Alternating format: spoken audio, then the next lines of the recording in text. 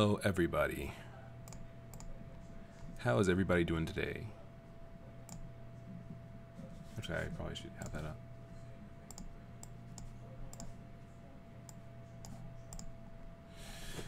Welcome. If you're watching, I appreciate it. If you're not, how are you hearing me right now? I am SolarLune. I am a wannabe indie or hobbyist indie game developer. And yeah, I'm going to be showing a kind of a little bit in making a game with a tool called BDX. It's 3D, kind of, mostly. It's it's integrated with Blender. It's open source. Check it out on GitHub. It's a cool engine. It doesn't have everything, but it's pretty cool nonetheless. Let's go ahead and get some music going. Okay, let's see what we got here. Let's get something nice and chill.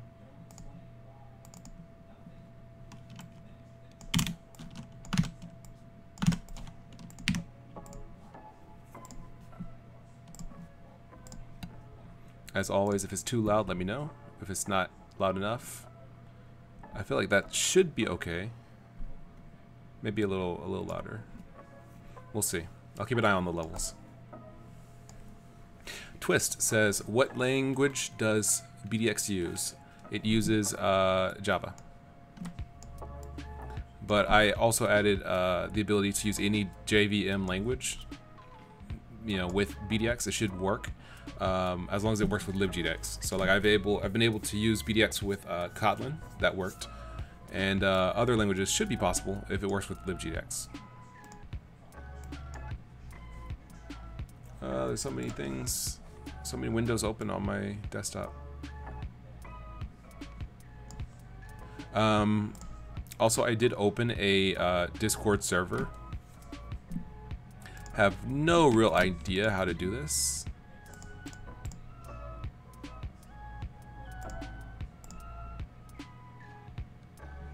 So if you want to like come through, here's the link, I guess. I'll put it in the chat.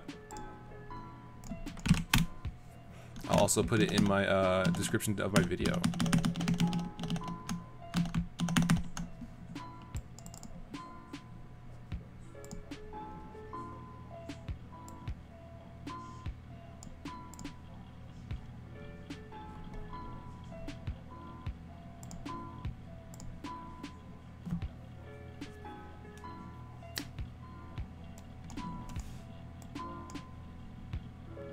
No guarantees I'll be here, like, frequently enough, but, come through, I guess, nonetheless.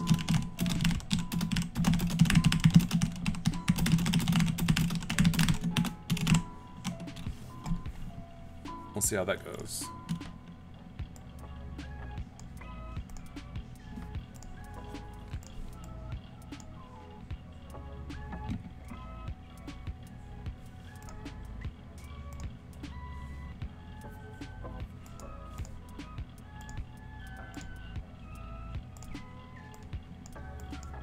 Alright, so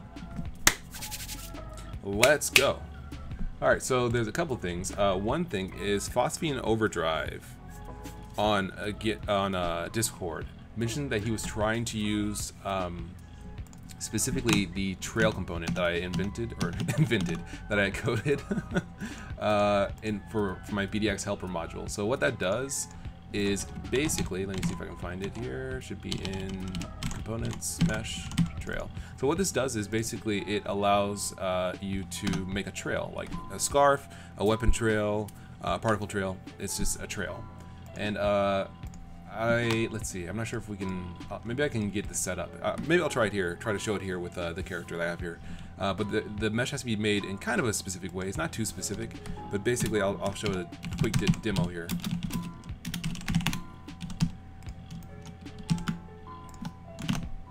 Let's see here. So yeah, so basically to create it, you have to have a object that it's going to operate on, another object that it's going to target to try to like face, and then an axis that the vertices align on. So the trail should be arranged something like this. Like if you have, let's just say, a normal strip like this, it should start at the center of the object, and then when the object rotates like this to face the target, it'll update the other vertices to kind of like follow along slowly. I'll show it a little more deeply once we actually get a little further into it, into the project here. So what we have here is a game that I've been kind of working on. I worked on it a little bit last time, and I'm going to work on it a little bit more this time in BDX. And yeah. So for those who don't know, BDX is a libGDX powered 3D game engine that's integrated with Blender. It's open source. I've contributed to it pretty well over the past, not so recently, over the past maybe 6 months, but like before that, I contributed pretty regularly and heavily. And I do like working with the engine, even if it's not very complex, not very powerful. I still like it. So this was kind of, I added like a little simple landscape, but it probably would be better to actually make a random landscape that's generated through code rather than a manually handcrafted landscape like this, just because the actual shape of the land isn't that important. So the general idea that I kind of wanted to make was kind of like an exploration game where it's like you control this character who runs around this world and talks to NPCs and fights enemies and stuff like that. So basically just kind of focusing on exploration, just kind of focusing on you know, the very simple, very basic gameplay. Pressing the X button attacks, and that puts out a hitbox, and if it collides with the treasure chest here, it bursts open and creates little coins that bounce around on the landscape.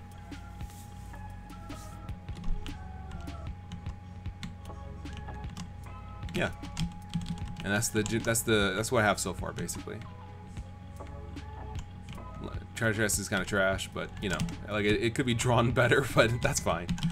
Yeah, that's the general thing. It might be better to actually make this like a 3D shape, just because there's not really a need to have it be flat. Like characters have to be flat because they're kind of small, but like coins and stuff can be flat, I suppose. But like a chest is kind of big. It's kind of weird looking. But yeah, that's what I got so far. So I guess I'll just keep it kind of like programmer arty for now, and not really worry about the art so much, and just focus on like actual gameplay and stuff. So you can put out a little hitbox, you can run around, that's all working well. So let's go ahead and color the hitbox a little differently. We'll just use this red material.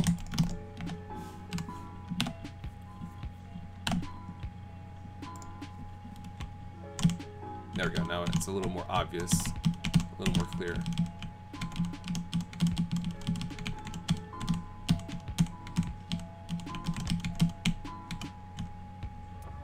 Cool.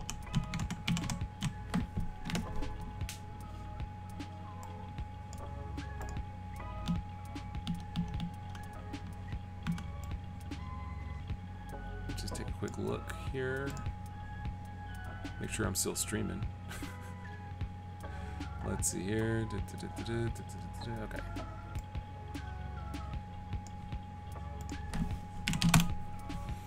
Alright, so let's see here. Alright, so let's go ahead and actually try out this trail component for anyone who might be interested. So yeah, the general idea is that basically you have the trail object itself and then a target that it follows. So we'll just do this very simply with a plane. We'll keep the center basically on the edge, on the trailing, I guess you could say the leading edge of the trail, and we'll call it something. We'll make it a little thinner so that it's kind of scarf-like. We'll call it trail.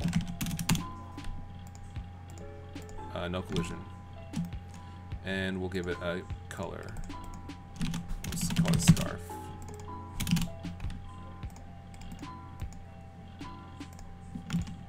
We'll split it up a little bit. I'm pressing Control R, by the way, to make strip cuts like that. So there we go. That's our scarf there.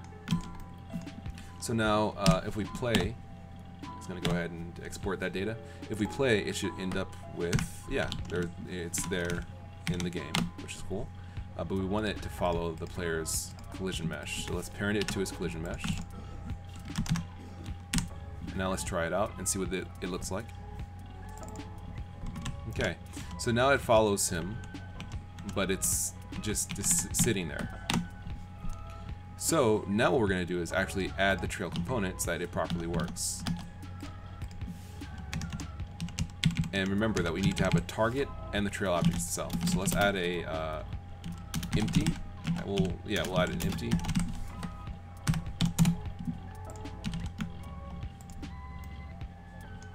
That represents the scarf target. And we'll put it at the same position. Let's see, I don't quite remember if it has to be on the same position or not, but we'll just put it there for now and parent it to the player as well. So the player has a scarf, which is this plane, and he also has this target.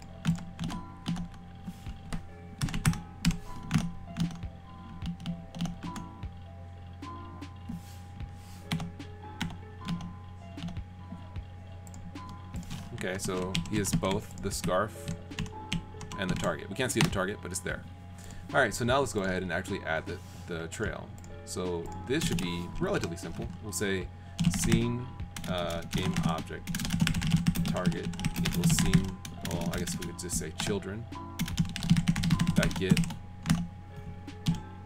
scarf target.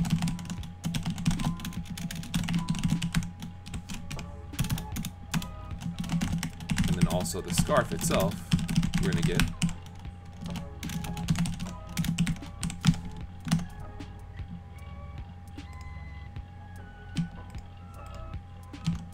So let's rename this to actually be scarf because that makes more sense than trail. And that should be just about it. Now we're going to say scarf.components.add new trail. We're going to import that, and it's going to be on the scarf itself. We're going to use the scarf target, and for the axis we want it to be basically what axis should the trail focus on, I guess you could say. So basically what I think the way I have it set up is which axis is basically the trail increasing over, which in this case is X. Alright, so we're adding to the scarf's component list a new trail component. It takes the scarf itself as the object being deformed. It takes the target as the object to look at, to focus on, and then X is the axis that the target is increasing on. I'm sorry, the scarf is increasing on. And that should be basically everything we need. Alright, now it's not going to actually do anything for now because we have to move the target. So let's try that. For now, we'll just say target dot, we'll say facing, right? We'll say target dot position. Oh, the target isn't visible in the main function, so let's put it out here. Game object target. There we go. So now we're going to say target dot position is the player's position, but then we're also going to move it every frame according to the facing. So this should basically just move the target around in the direction that the object is, that the player is moving. So we'll see how it works in a little bit. Let's see here. We'll make it static. Try to just set this up so you can actually see it a little bit.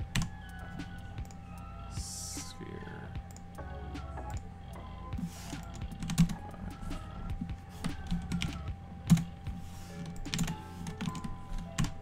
Let's see if this actually works.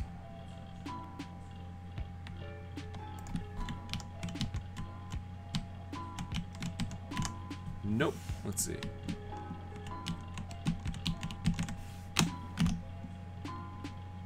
How does this work?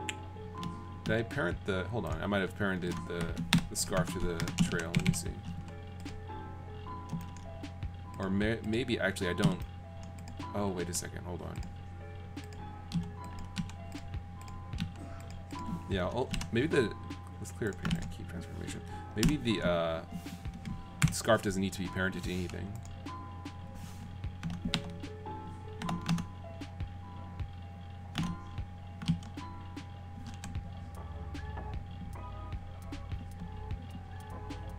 Let me see here.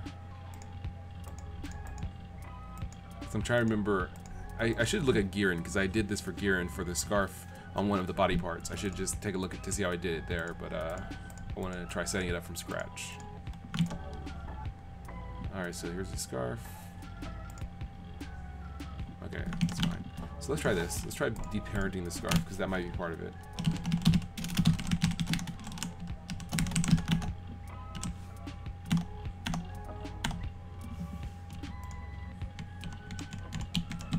Nope.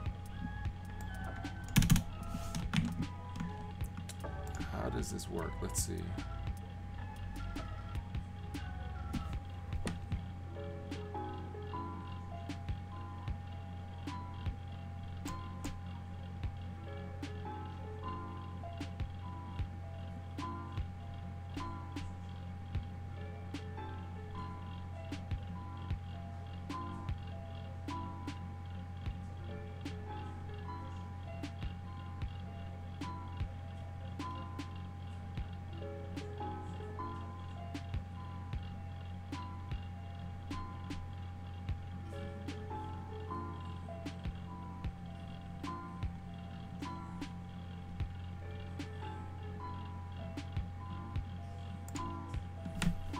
Oh, maybe it needs to be... Hold on.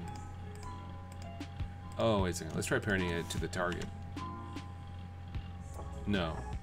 Shoot, I don't remember how to do this. Okay. I super don't remember how to do this. Oh, man. I know the idea behind it. I just don't remember. Let me take a look at Gearin real quick. Let's go to the hub zone, I guess.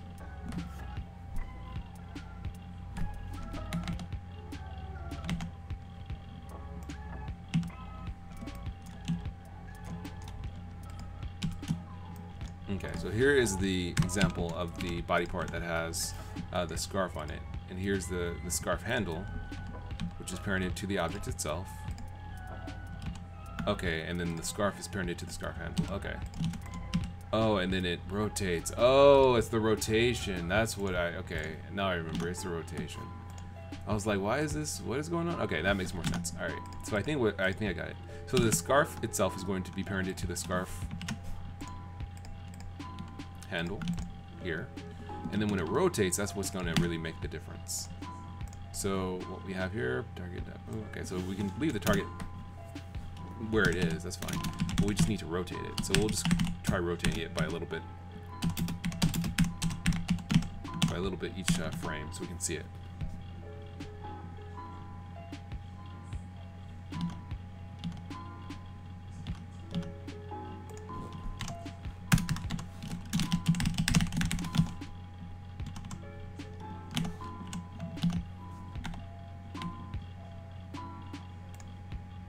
There we go. So you see how it's bending now. It's bending because it's rotating. It's the rotation, it's not the movement of the target. Okay, so this is pretty basic now that I got it. So the scarf itself is can be parented to the scarf handle.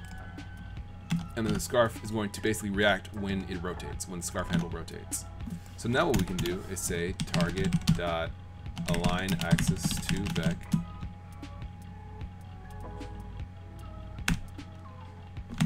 And we can basically write this so that the target always tries to face downward.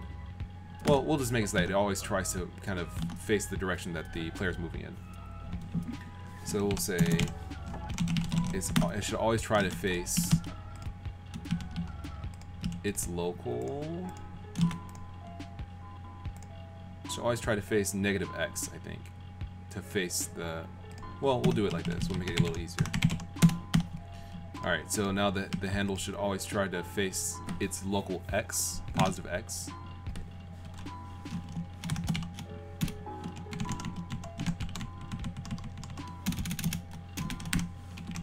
To the facing of the player. That might be it.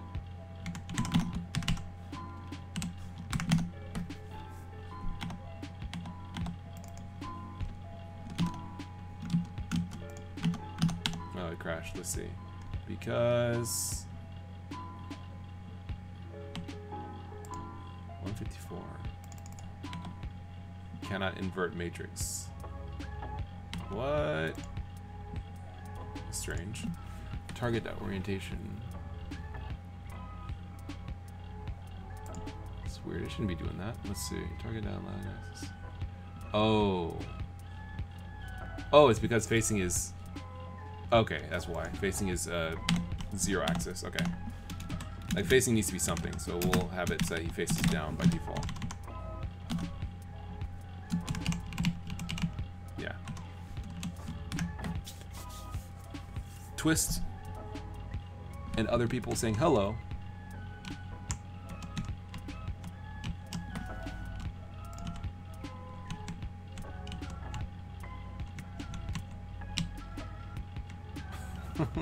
This is like super jank, but it's kind of working.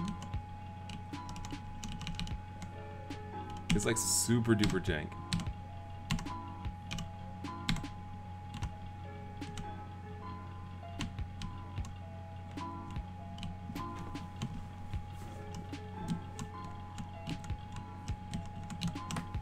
I think it needs to be like. I think it needs to be. Let's see, scarf. Let's try. I'm not parenting the scarf to the thing. Islander Soda says, "I thought you were into Godot now. I'm trying different engines."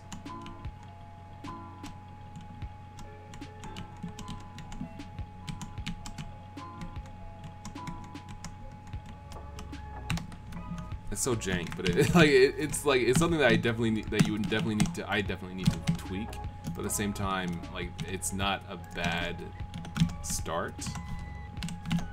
Making it a little smoother would be good.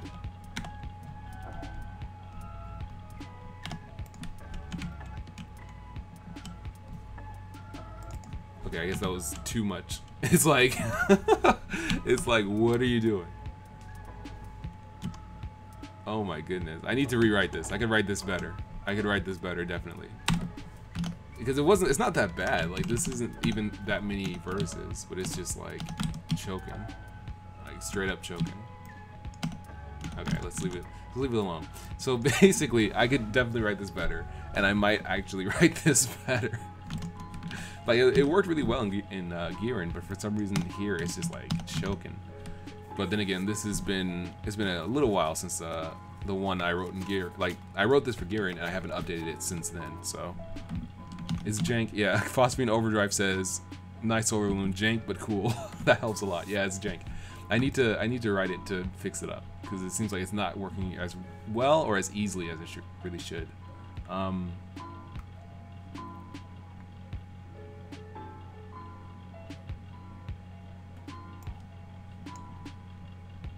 Yeah, I think I could write it like better. I think I could definitely write it better because it's. I don't feel like it should be that bad even as it is though. Let me see.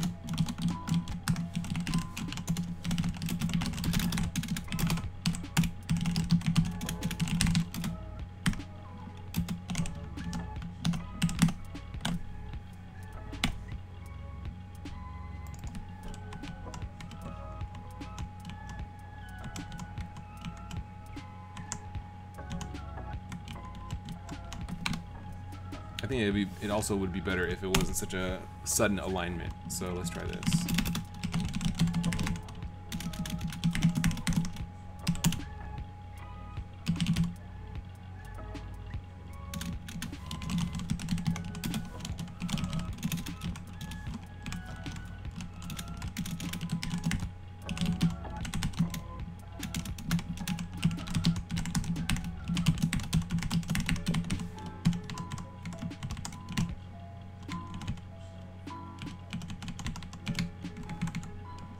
So hopefully this should be a little better looking in that it should be a little more smooth of a rotation. Or not. Let's see, vec dot plus facing dot minus vec.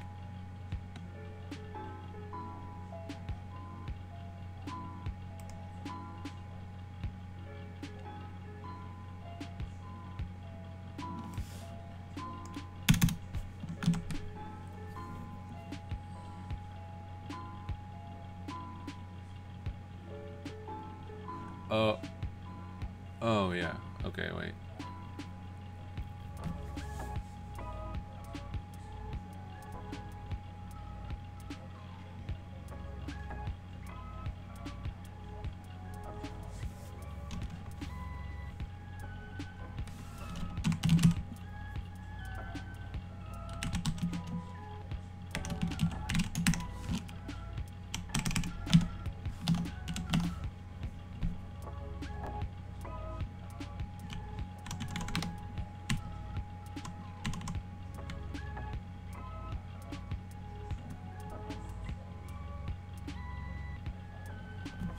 Wait, 1 minus...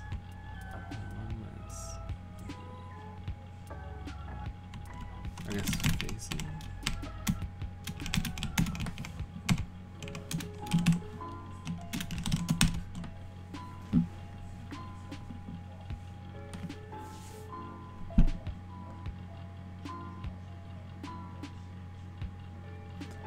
Phosphine Overdrive says, looks like the end moves into position before the mid cloth. Yeah, that's the problem, but I think that like it would look better if it was smoother, if it was just slower, a slider rotation.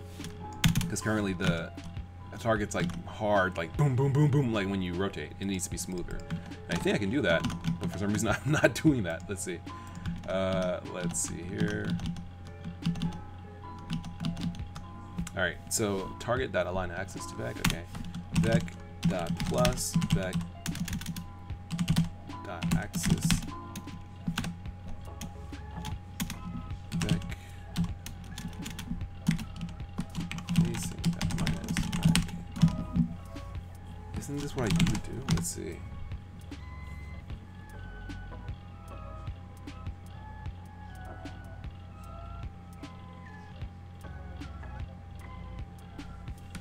Seems like this should work. Let me see.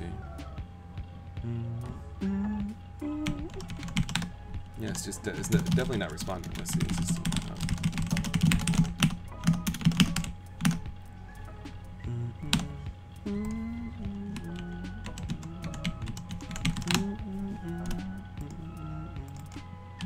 oh, is it add I'm looking for? I guess it was add I'm looking for. Yeah. Whoops.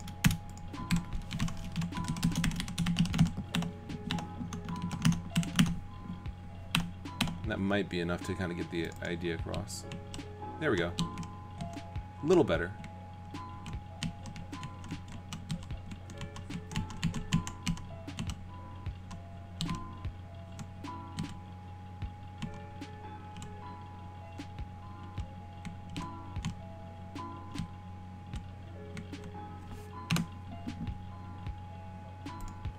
So that's kind of the idea. It needs a little tweaking nonetheless. It's not as good as it really should be still, but it's not bad.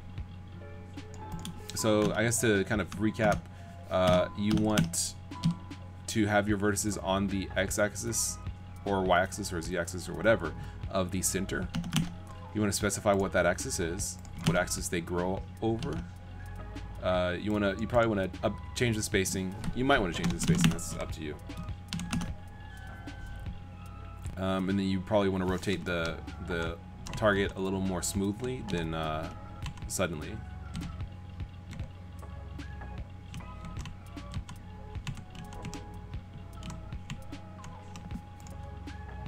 So that's kind of a start. It's jank, but it's not bad.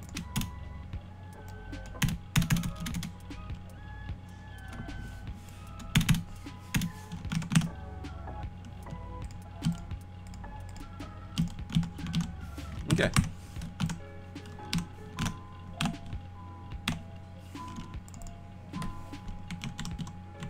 Back to it. So let's see here.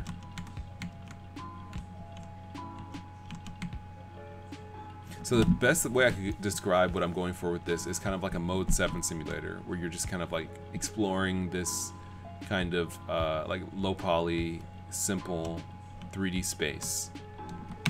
So let's go ahead and try that. Click open a sprite.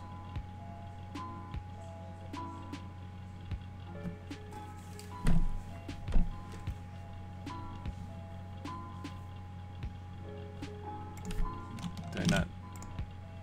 Okay, I think I started. I think I started at that time. Let's see. There we go.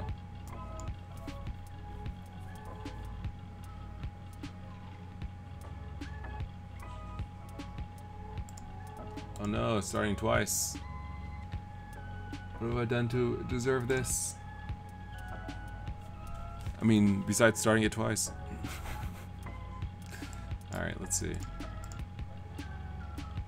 There we go. Okay. So what we're gonna do, I have a couple of little items I made, little item icons that I made, just as a kind of starter. I have this coin sprites themselves, which are pretty good. I have the player, which was just kind of this blob before. Now it's an actual fleshed out character, which is cool.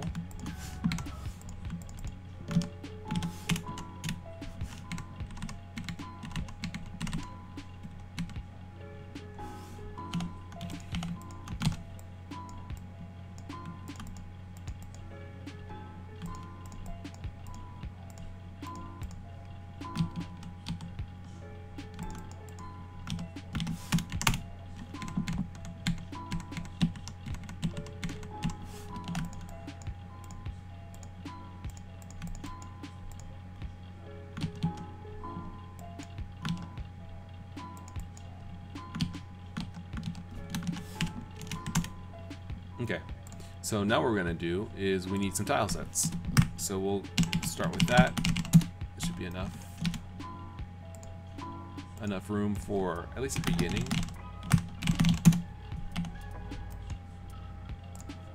I'm not using my tile set for this. I'm using another one that came with a sprite.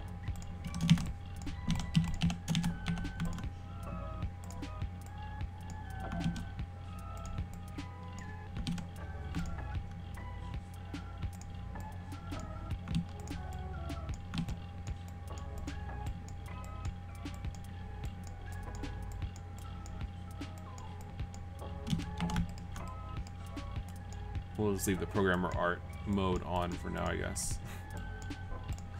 And just to keep it consistent with horrible art.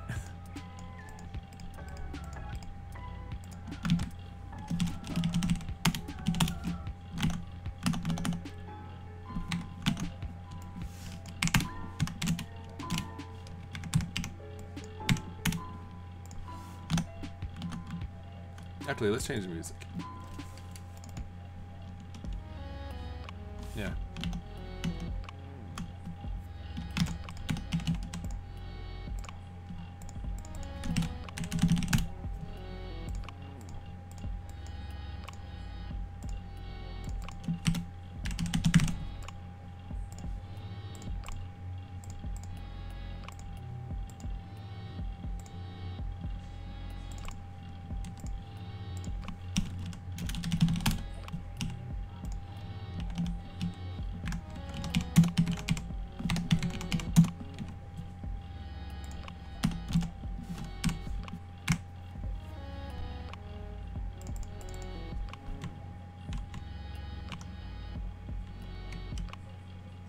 Okay, that's kind of cool.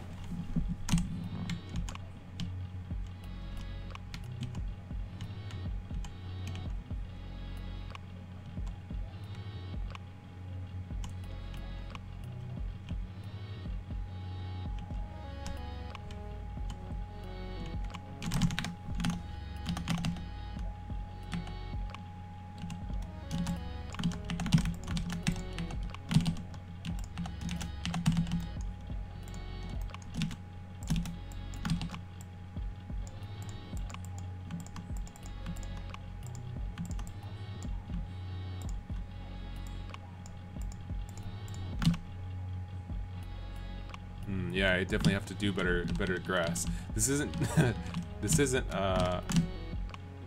as good as I could do it. I'm not gonna try because I know like I'm not gonna be able to. Well, let's keep going. Let's just keep going with kind of gameplay stuff. I don't want to get caught up on like, oh, it could look better if. Nah, don't worry about how it could look better.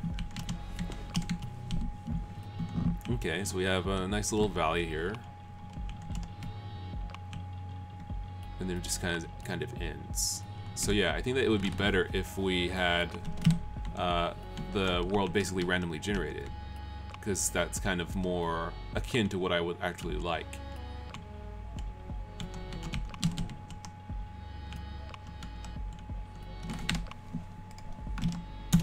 For a landscape anyway.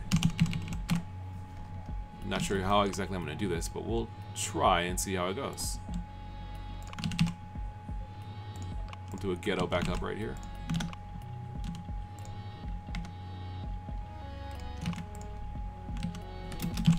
And we'll try this.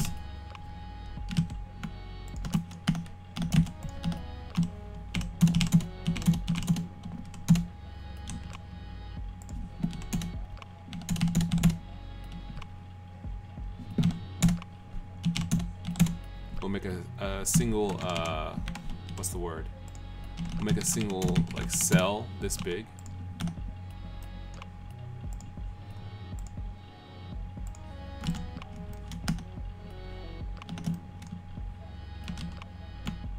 Okay.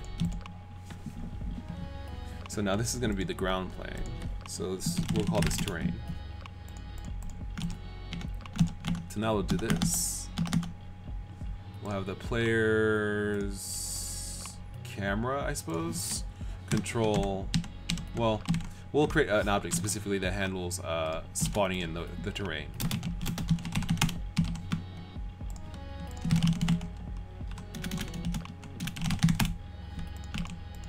We'll call it the terrain handler. It'll be invisible, it'll be no collision, and we'll make it wireframe. So now we're going to go over here to system and add a new class. This is going to be the terrain handler. Okay, superclass is game object.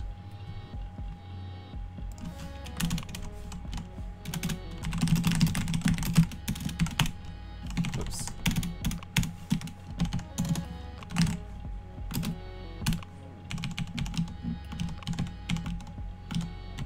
Okay. So the point of the terrain handler is basically to handle creating the terrain when necessary. So it doesn't have to necessarily be anywhere or do anything, it just has to create the terrain. So to start off, we'll just start off a very simple setup, which is going to be to create the terrain. So it was scene.add terrain.position.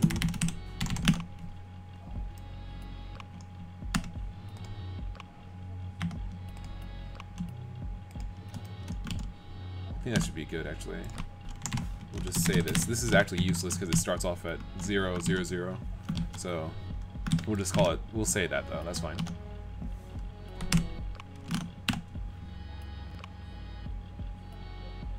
There we go.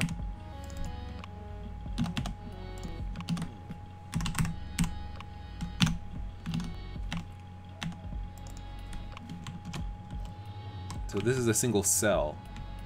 And we'll have more cells to basically have larger areas.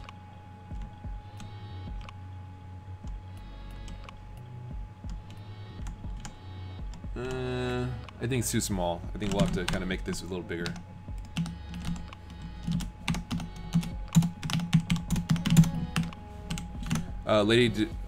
Let's see. Destroyer says, "How much time did you spend making the urine?" I tried it like once and failed, maybe a year in. And then I started again and did it for maybe two years, I think.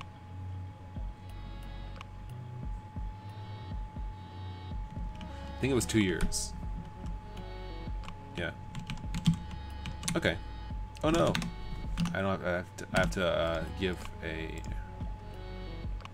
property to this. That identifies it as the ground so that the coins properly bounce. Now, the good thing about this approach is that I can add multiple different kinds of terrain to account for different situations. Like I could have, I could have another terrain that's like specifically made for a specific, you know, whatever. Like I don't have to have I don't have to have it be a certain thing. I can basically have different terrain objects as necessary. Let's see here. How do we want to do this? We could go ahead and actually make it so that the terrain is randomly kind of shaped. So let's go ahead and try that. This is going to be kind of crazy. Let's see. Because we're going to get the mesh. Whoops. And then we're going to have to individually, we're going to have to just edit it. So let's see here. So we have transforms, but we want to transform each individual vertex according to a random, like, thing. So let's go ahead and figure that out. There's a couple ways we could do this.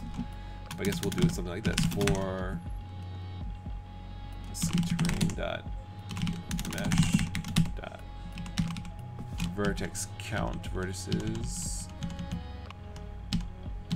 Vertex array length, vertex count, I guess, yeah. For int I, int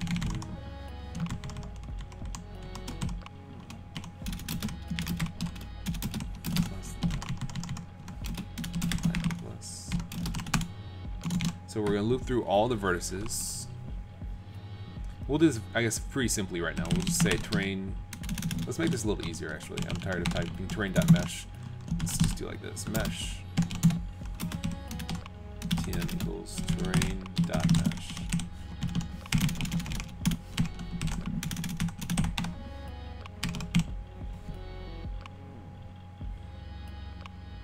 Oh, whoops, wrong kind of mesh. I need our mesh, BDX's mesh. All right, so let's see here.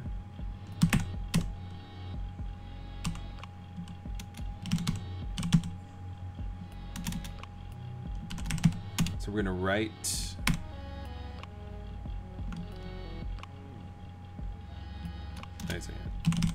we're gonna write the position of the vertex. Okay, so we need to get the position of the vertex first.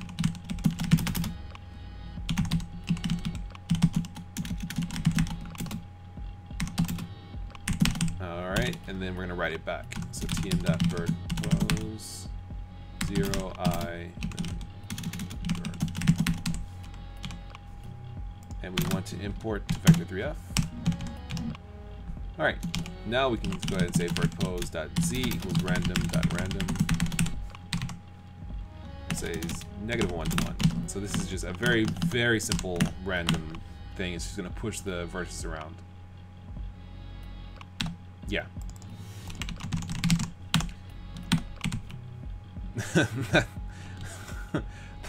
That's not really a thing that we want to look at.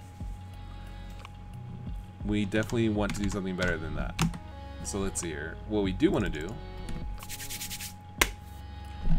is we want the random amount to be influenced by the position of the vertices, for one.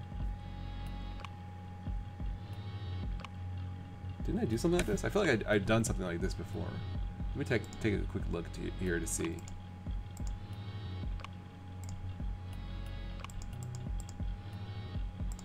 I feel like I've done this before. All right, we could use a specific random thing, because ideally we want to be able to like feed in the x and y positions of each individual vertex and get the location where that vertex should be. So like, assuming that we had, let's say, 2 vertices at the same location, it would give the same position, because in Engine it breaks up these vertices, so each face has its own kind of copy. So like, it's like this basically, where each face has its own 4 corners that define the corners of the vertex. So what we do want to do here is we need a method to basically transform an x and y into a random number, and then also tie that random number together so that it looks like a landscape. Or we could do it by hand. That's also an option. So let's see here.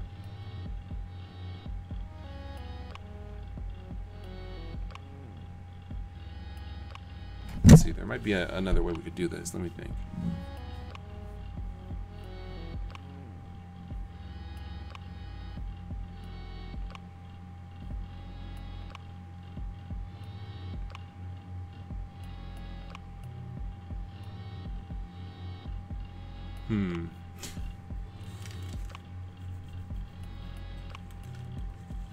Phosphine says, considering your terrain, feels like I'm walking on broken glass. That's basically correct. Bromley says, you moved from Godot? Yeah, I'm trying a different another engine. Well, the original engine, BDX. Not necessarily moved, just trying different engines or using different engines. Timp1261 says, hey, do you prefer making 2D or 3D? Or I guess in this case you're basically doing both, so best of both worlds. Yeah, probably. I should enjoy 2D more, but I feel like I do 3D stuff more. Well, I say that, but like Urin's the only game I've made, so I probably should prefer 2D, because it's like if you can make a good 2D game, you got something good on your hands, as opposed to needing a third dimension. Because this isn't really helping me in this example. Like, making this in 3D isn't really helping, it's just kind of getting in the way right now. So I probably should like scrap this in favor of doing something in pure 2D and getting the idea that I have out in pure 2D, or something like that, because there's not really like this. Well, maybe I should just treat this as though it's 2D, because there's not really too much there in terms of like core 3D functionality. Like you move around, but you move around the screen, but it's not really that big of a deal. Like there's no like up and down, so it might as well just be over like top down, like Pokemon or games like that. So hold on, let me do this real quick. Move this in here.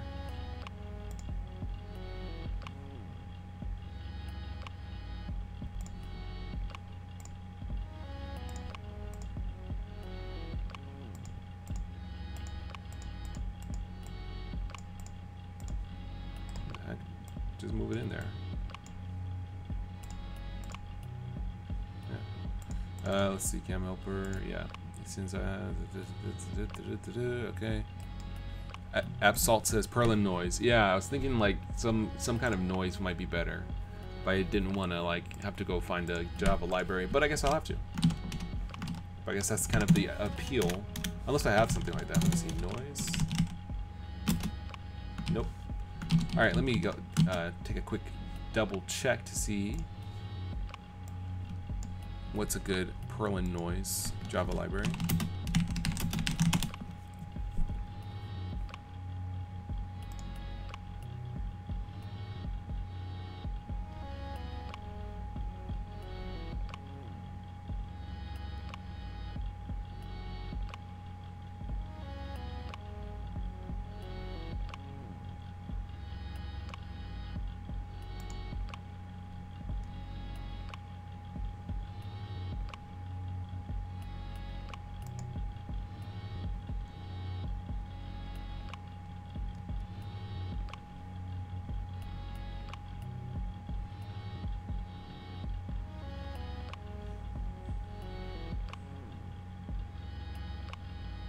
I guess I don't care. I'll just grab this from Stack Overflow. Like I could like be more technical, but I guess that's really not necessary. I'm just going to crib some data from Stack Overflow. All right, let's try this. So we're gonna go ahead and put this in a file here. I guess we'll just yeah, I guess we'll put it in here. We want a class specifically. This is going to be called noise. I'm literally just copying and pasting this, and that should be enough. Save it. Let's go ahead and see if this actually doesn't crash for us. Noise.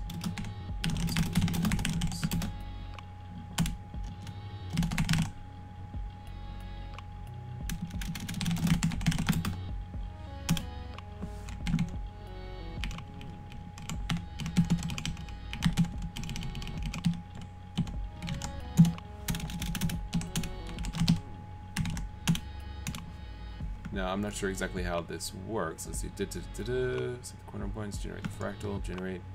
So it generates, oh, I see. So when I say, oh, I see. Okay. So then let's go ahead and take a quick look and say,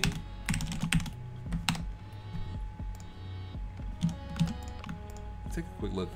Does this render to string at all? That was a nice little sound. Let's see. It does not. It does not. It doesn't look like it generates to a string. So printing this out is just going to print an object. That's no fun, but I guess we'll go ahead and see what it's like anyway.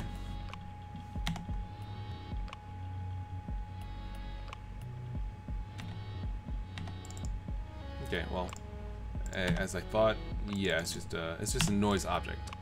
So we'll have to actually use it if we want to do anything with it. But that's fine. Let's go ahead and try. So our object, our plane, is actually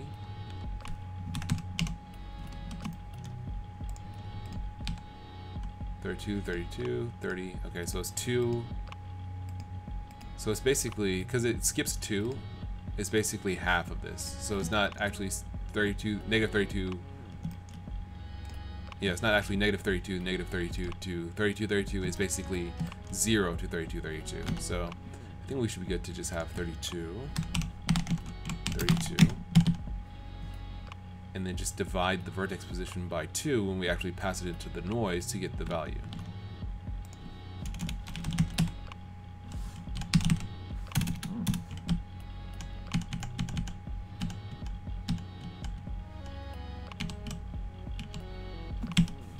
Let's see here.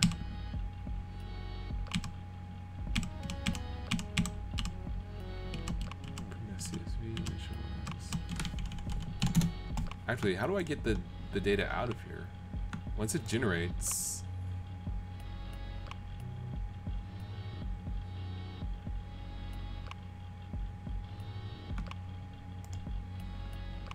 So it's messing with the grid, but then how do I actually get the grid out? Like...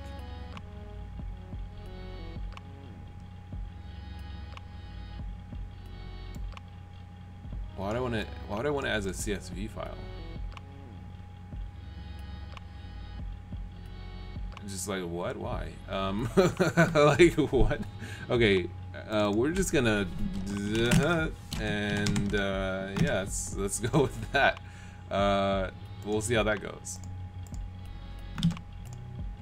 All right. So let's see if this actually works. Oh no, that's not what I meant to do. Yeah. All right. Fortunately, it didn't crash. We don't need to initialize it in the loop. That's stupid. Let's see here. Let's be in the right frame. I'm sorry, the right layer here.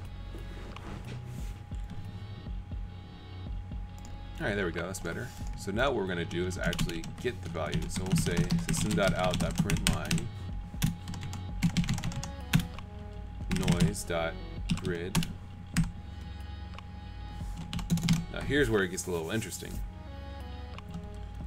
What we want to do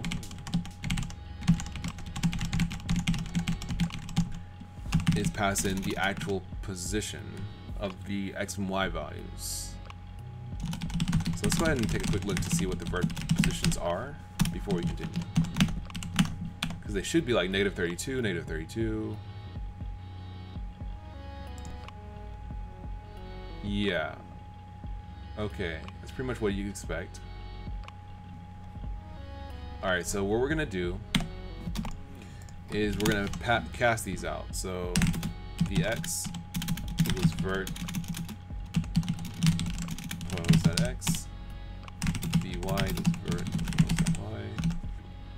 It's giving us problems because it can't convert inherent silently. So we'll cast them to integers. Alright, so we're casting these suckers down. Now what we're going to do, and I said it was like, it goes negative, right? Okay, so we want to basically add 32 to this. Oops, I didn't say that. Add 32 to this, but then we also want to divide them all by 2. So basically this should kick it off of,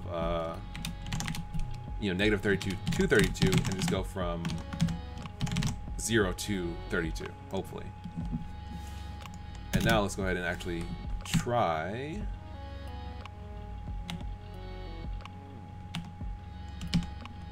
Oh man, this is gonna be jank. I already know this is gonna be jank. UI VX. It's gonna crash. I already know it's gonna crash because it's gonna be like, this is not correct. What are you doing? All right. I called it. It's because, yeah, it's out of bounds. All right, so let's make this let's just be a little jank and make this a little bit larger so we don't have to actually do the math and figure it out. There we go. So we have actual numbers here. So now let's go ahead and actually use this.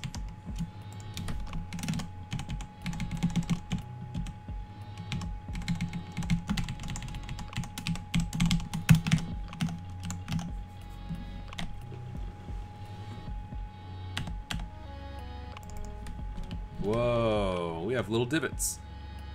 Crazy. We have tiny little divots in our physics mesh or visual mesh. We'll still have to actually do something with the visual physics mesh, but yeah, that's not bad.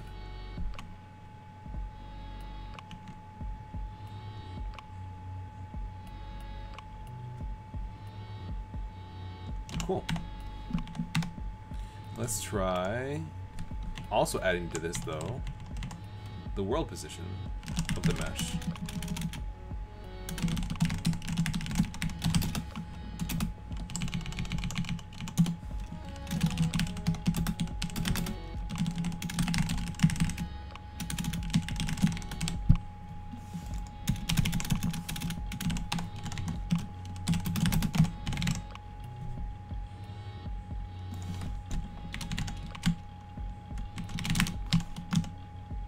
There we go. So now it should be slightly different. Like hopefully it should kind of like, whoa. Oh, it's much higher now. Cool. Very cool. All right, so now let's go ahead and try something.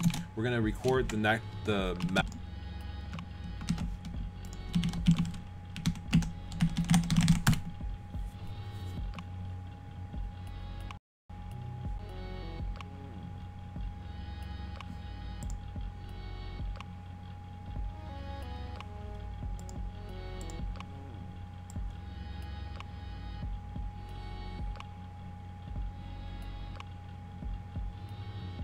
So weird. Okay, so like my internet connection just dropped out for just a small amount of time.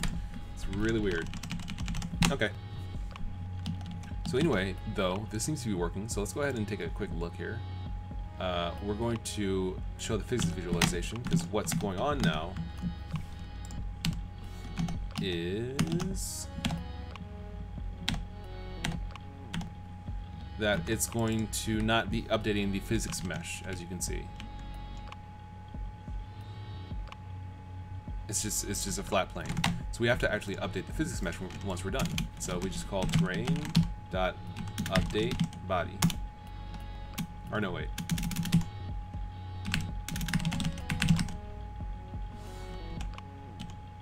Yeah. Terrain.update body.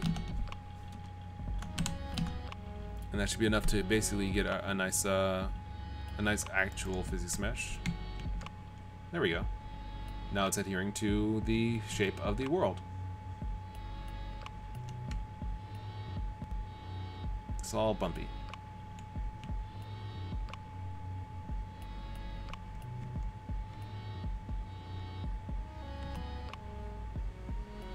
Cool. Now let's go ahead and let's turn off physics visualization for now. Now that we have done that, let's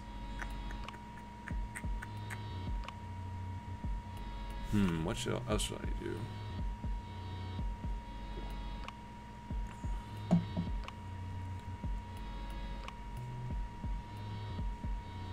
Okay, let's go ahead and let's add more terrain and see how that goes. So I'm not gonna probably be able to just add more terrain, but we'll see.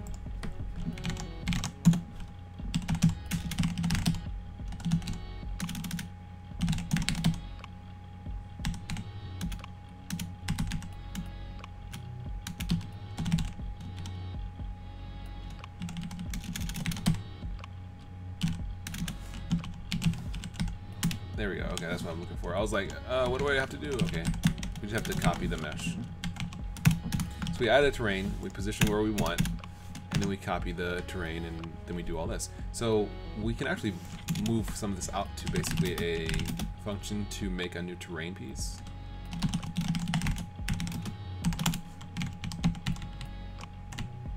I guess it would return the game object itself.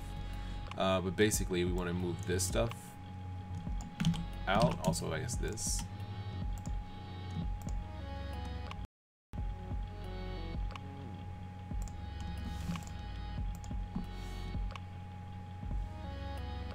Okay, why is my internet literally just like dropping in and out? Hold on. Something definitely seems to be working incorrectly. Hold up.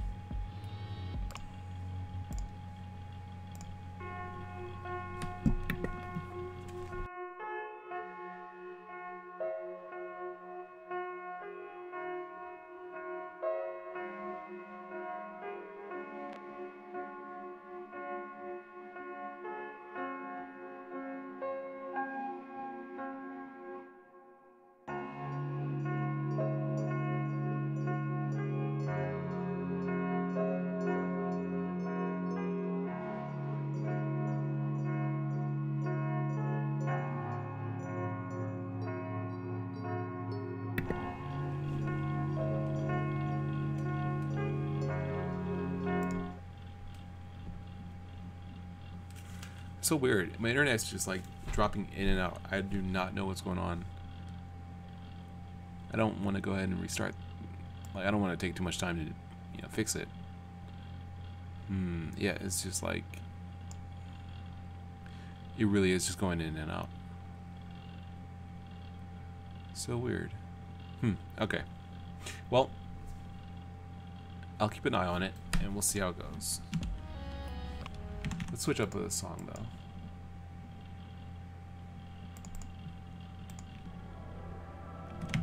Yeah, we'll do something like this.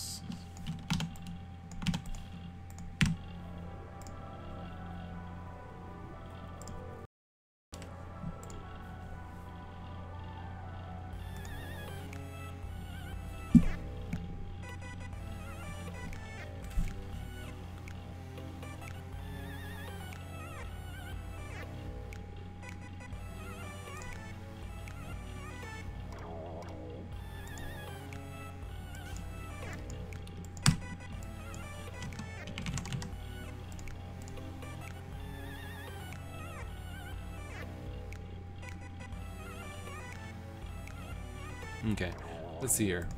So let's go ahead and try this. We're going to basically do this.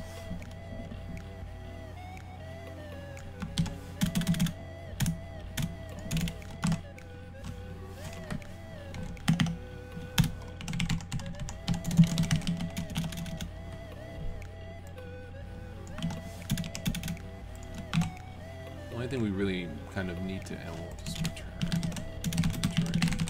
The only thing we really kind of need to do is,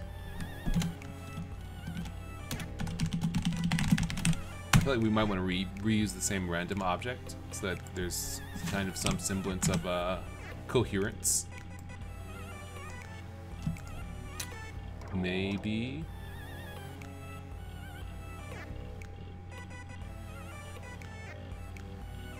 Let's actually do a quick test. Let's try this like twice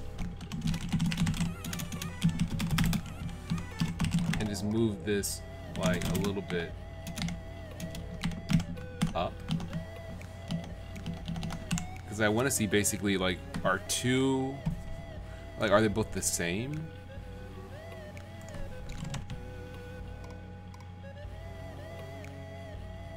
Looks like it didn't do anything.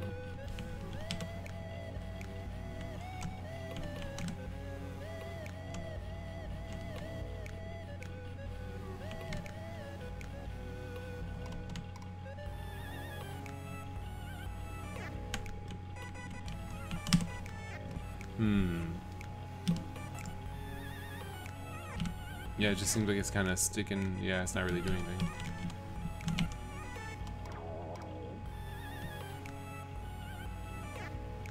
Yeah, it's not really working right.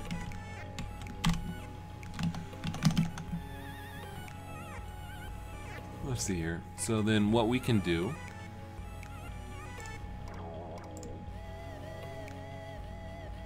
Absol says make some pawns with static water level. Yeah, I can do that. Yeah, your Parliament idea, Parliament noise idea worked well. Yeah, some pawns might be good.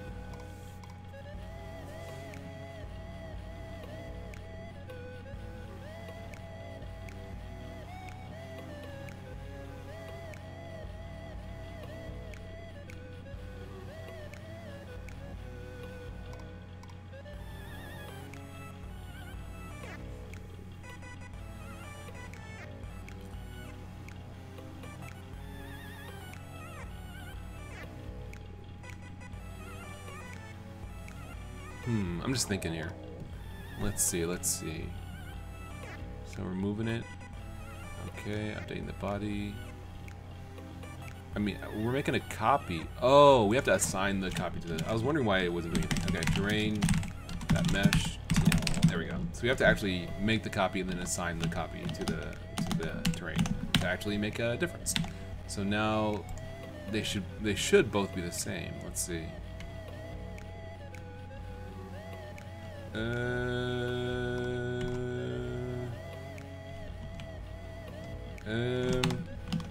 Kind of hard to tell. Let's see if we can do this maybe a little bit of a different approach to things.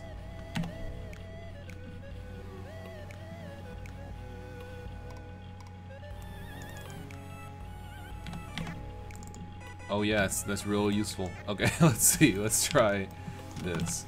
Try with a little bit of perspective so we can see hopefully if they are the same or not. Not like that. Let's try it from maybe out here. I mainly want to see the edges, because if I can see the edges that they're the same, then the center is probably the same. I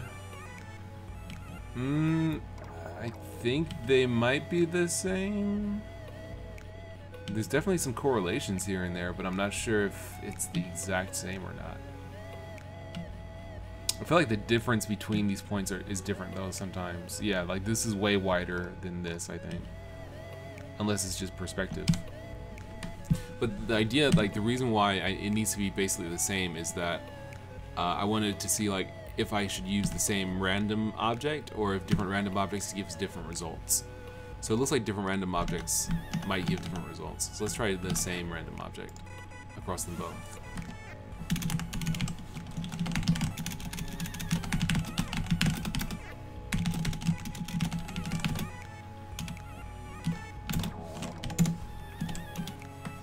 Mariano Sulagoy says, Sup, how's it going? I missed a 1 hour stream, a Pokemon speed run. Yeah, we're speed running Pokemon. Speed running the creation of Pokemons. Right now, let's see.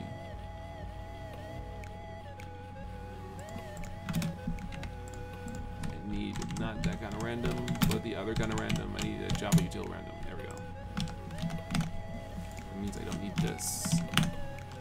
Okay, so this might be more correct. Let's see. No, that's... Yeah, no, it's not really working right either. And the reason why I want it to be the same is because if it's the same on on different meshes over the same location, then they should basically merge up when you like put them together. So when I put another terrain piece over here, it should basically pick up.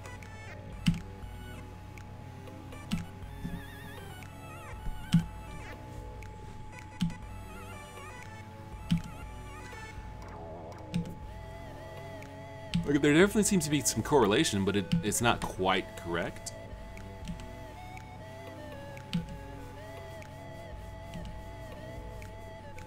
All right, it's close, but it's not. It's definitely not the exact same. So let's see if it would like be prohibitive to create just like a really big object, and then just kind of approach it differently. Let's see. No, okay, so it's roughly the same amount of time, I think. Oh, now the changes are much smaller. Oh. That's interesting. Okay.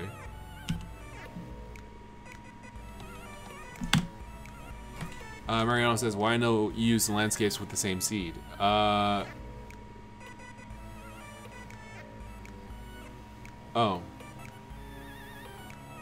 No, I am using the landscape. Wait, is this the same? Is this the seed I have here? No, it's the roughness. Okay, let's see. Oh, yeah. Well, okay, let's try that. Let's try using new random objects, but each with the same seed. Because I think, is that the seed there? Yeah, okay, let's try that.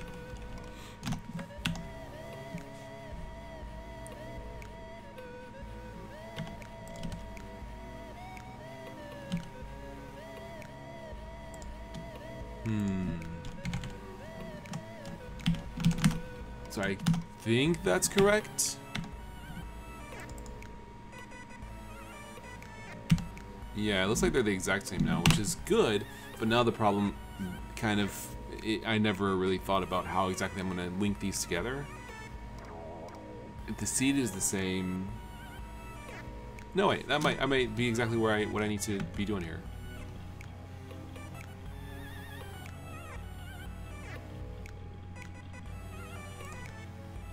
Also, I can't do this, can I? Because VX, yeah, because then it would push it off the grid. Darn, so the grid only has so much data. See, that's not, I don't know, this implementation is not quite what I need. I need it to be kind of like, it's pulling the number out of calculations. Currently, it's like pulling the number out of, is making a grid, and I don't need a grid, I need like an actual value here. Yeah, that's not really what I need.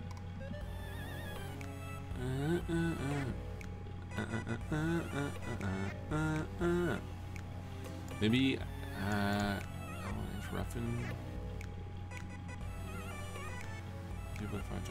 Yeah, this isn't right. This isn't quite what I need. I'll have to find something that works a little bit better, because this is not quite what I need.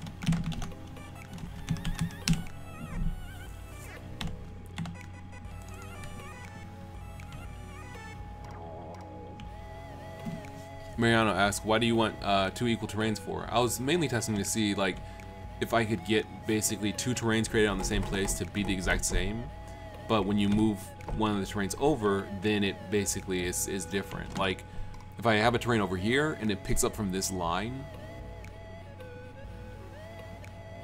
and it continues on its random creation over there or over here, but it doesn't really work that way.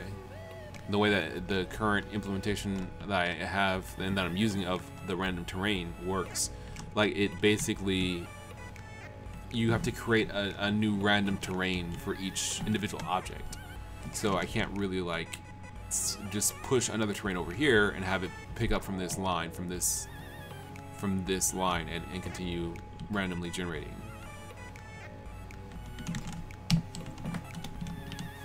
But this isn't bad nonetheless. This isn't a bad start.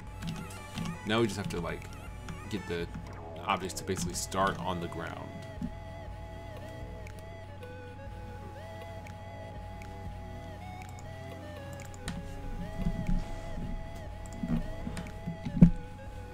So I guess we'll use the raycast for that.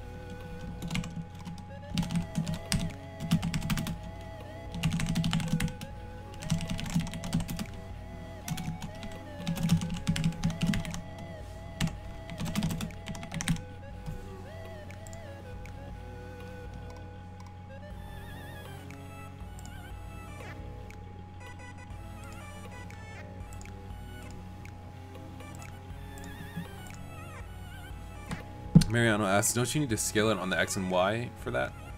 You know, you mirror them? I'm not sure what you mean. Scale it on the X and Y? Scale the terrain? Oh, well, ideally I want the terrain not to repeat. Like, I want it to be actually randomly generated and not just like a single randomly generated piece that just, you flip it and then it just does the same thing on the other side. Although that's, you know, I could do that, but that's not, I guess I could do that. It's not really that big of a deal. Even randomly generated terrain isn't like super useful. I could just hand make it if I'm gonna do that. I could just hand make it here. Just have it be kind of, have it look random and then just flip it, yeah. So maybe I'll just flip it. That might work. So we'll try this. And for string, we want ground. So this should be a raycast downward. And we're gonna have the chest align itself there and move up. And that might be enough. Whoops. No, actually that's correct. Let's see. Yeah, now it's on the ground. Hooray!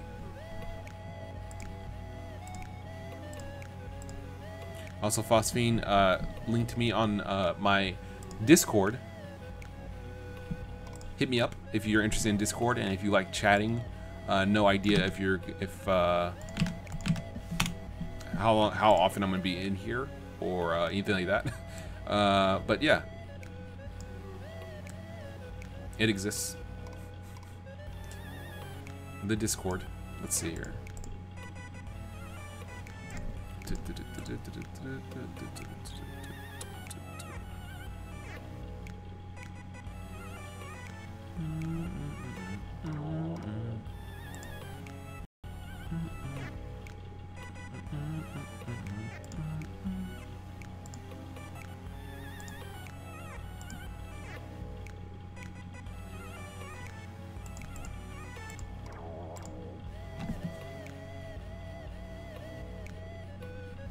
Let me see here.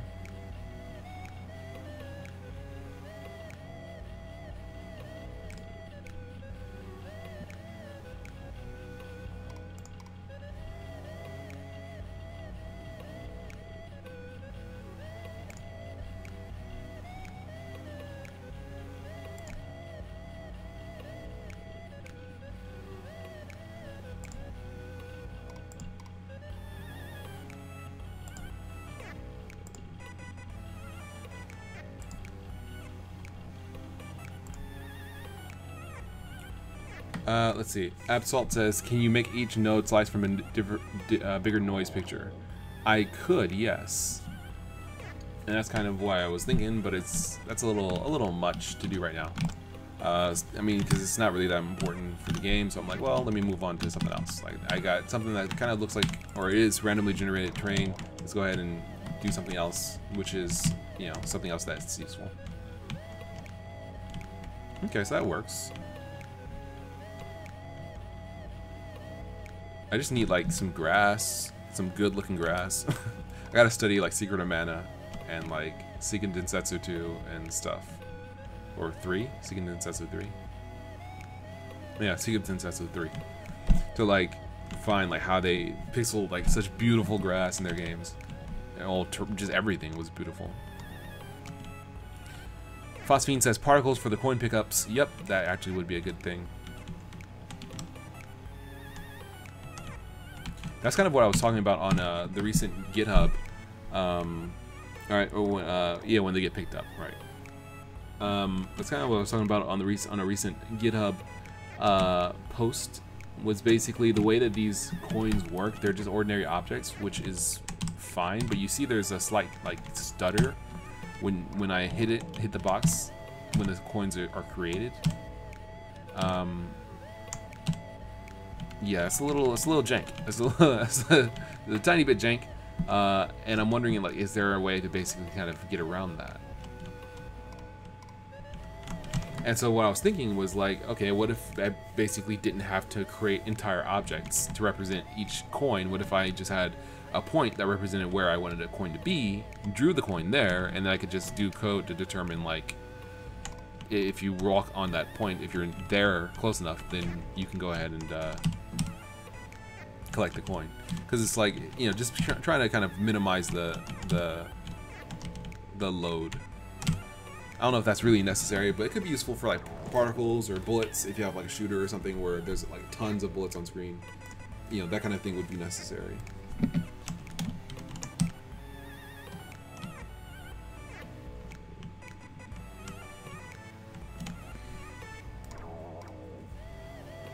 Phosphine asks, are the coins instanced? Nope, they're not instanced. They are, I assume by instance you mean like, are they like, they all have their own like properties and their own animation and stuff. Like they're not really sharing anything, if that's what you mean. They could share a lot, some stuff, but yeah, at least the animations, that would be relatively easy to make them share, but it's like I'm hurting for CPU right now, so I'm not really worried too much about that.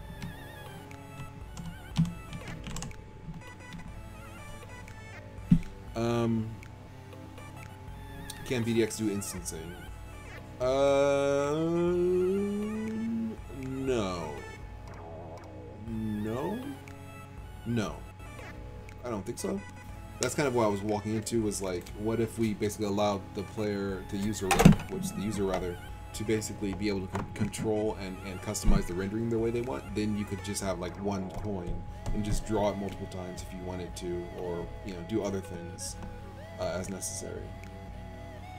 Yeah, mesh material batching. Okay, yeah. Each of the coins have their own mesh and material. But yeah, you can have them share meshes and materials.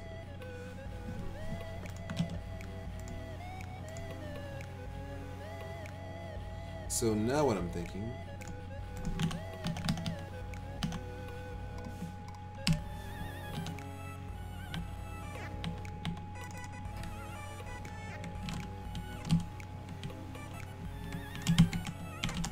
maybe I can make an enemy, just make something a little more interesting.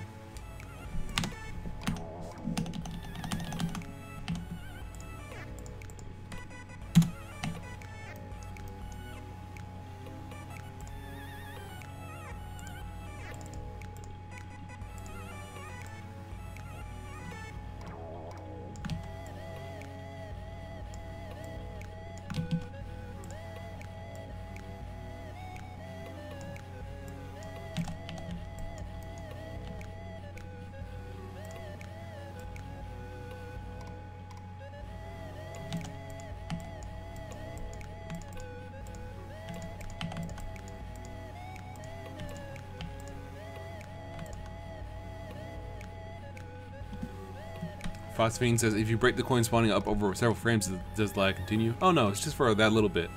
Breaking up the coins might be a good idea, yeah. And that's probably more realistic as to what, you'd actually kind of experience. But, I was just thinking of basically ways to kind of lessen the load.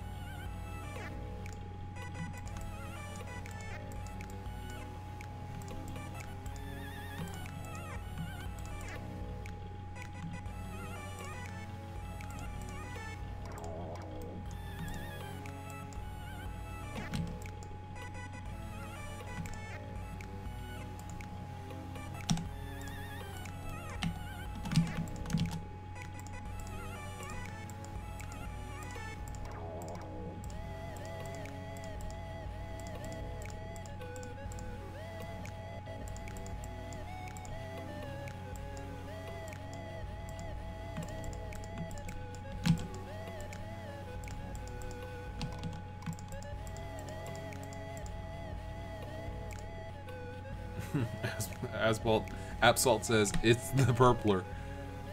Mariano says, is that a mole? Okay, I see not. Yeah, it's just kind of like, I don't know, it's just a generic kind of enemy.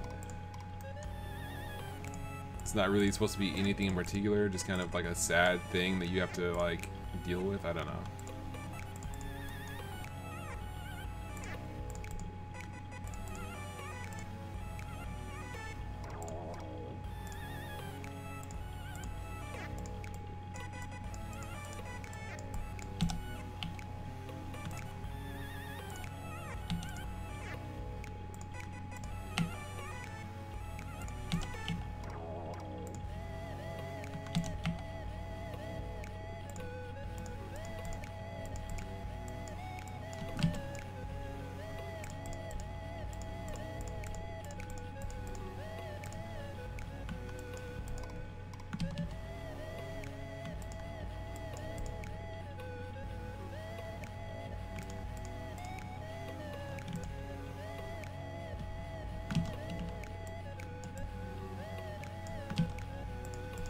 I wish the whatchamacallits worked a little differently. Like when symmetry is on, symmetry is a cool tool, but when symmetry is on, it just moves it symmetrically. It just moves it like you selected it as well, which the entire point of symmetry is that it mirrors. So like if I move it closer to the line, this should move closer to the line too.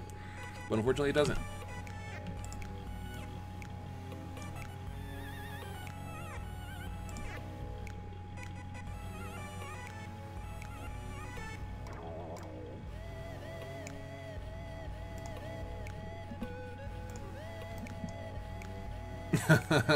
Absol says perpetrator. It's the perpetrator. That's actually pretty good.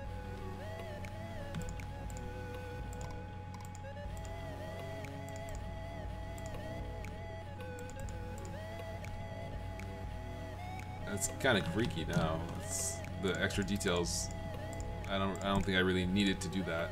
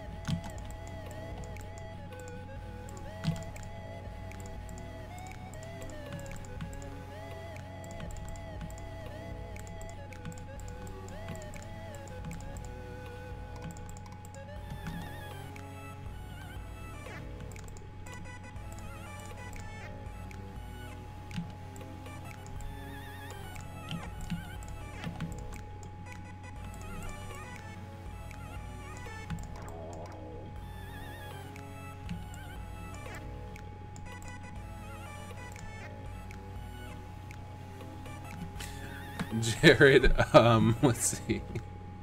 Jared Anders says, does BDX have any dependency with the BGE? Nah, BDX does have, it does basically use the I can't think of the words. We'll just call this enemy for now. It does use the, man, I cannot think worth anything right now. It does use the add-on, basically like the visual, some of the API stuff from the BGE's like GUI. Like in Blender game mode here, it has like add game property, you know, stuff like that. But like the actual kind of engine itself, it doesn't depend on the BGE now. So I guess you could say it depends on kind of some things for the BGE for the graphics, but not for the, I'm sorry, for the GUI, but not for the actual like usability.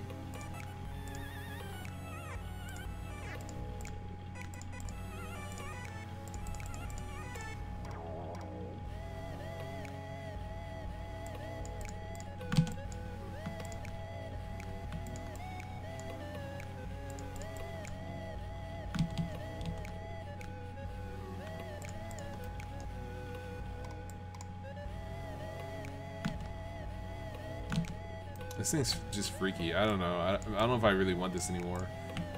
I never asked for this. This started off this is not what I wanted, but now I feel like I kind of have to like bring it through to like its final.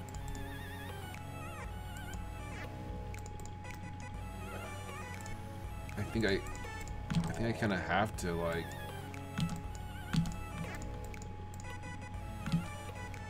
Why is it so detailed? I'm just like I don't want this. Like I never asked. This wasn't part of the plan.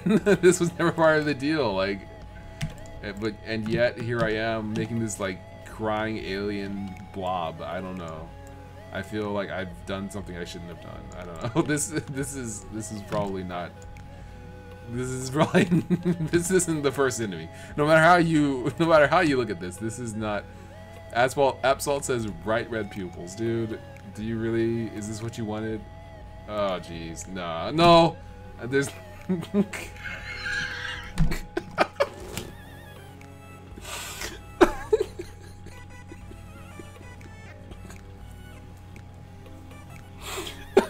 This is just no. Like, I mean, it was like, yeah, no, I'm good, man.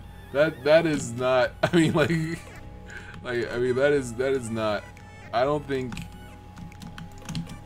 that's right. I don't think you want that mess. I don't think you want this mess coming at you. Oh my! I mean, you know, I'm good. Like that's. I feel like that's. What the heck, dude? All right, I can't do that. I can't do that to anybody. Oh my! Like nah, man.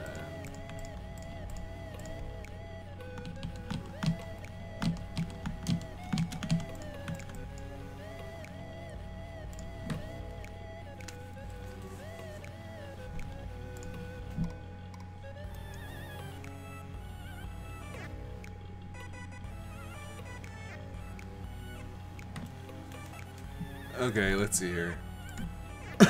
Okay, people are saying I need more channels on my thing. So I said pixel art. That's stupid. There's already pixel art Discord. That doesn't make sense. I'm deleting that channel. No, I don't know what other channels. Post suggestions.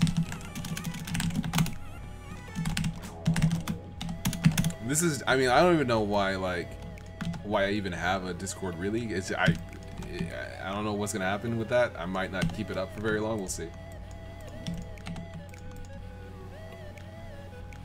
Cause it's just like why? Like I don't really need one.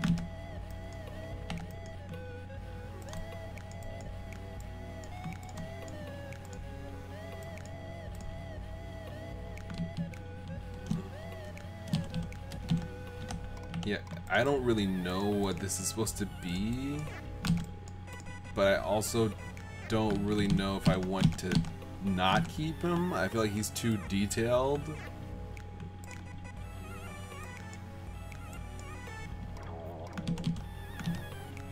I have no idea. I do not know what to make of this thing. We're gonna go with this though. I guess this is gonna be the enemy. This definitely looks like something you wouldn't want to keep around.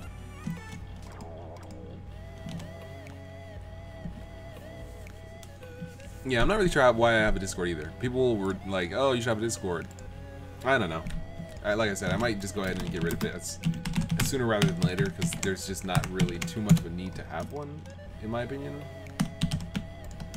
Like, what does a Discord chat give you that you couldn't have just on? I mean, I could see if I had a community that like was maybe around a certain program or something, but I don't.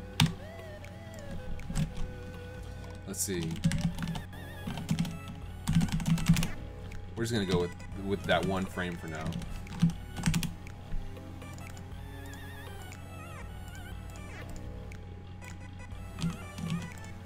Alright, so this is gonna be the enemy. Wireframe him. This is gonna be the enemy sprite.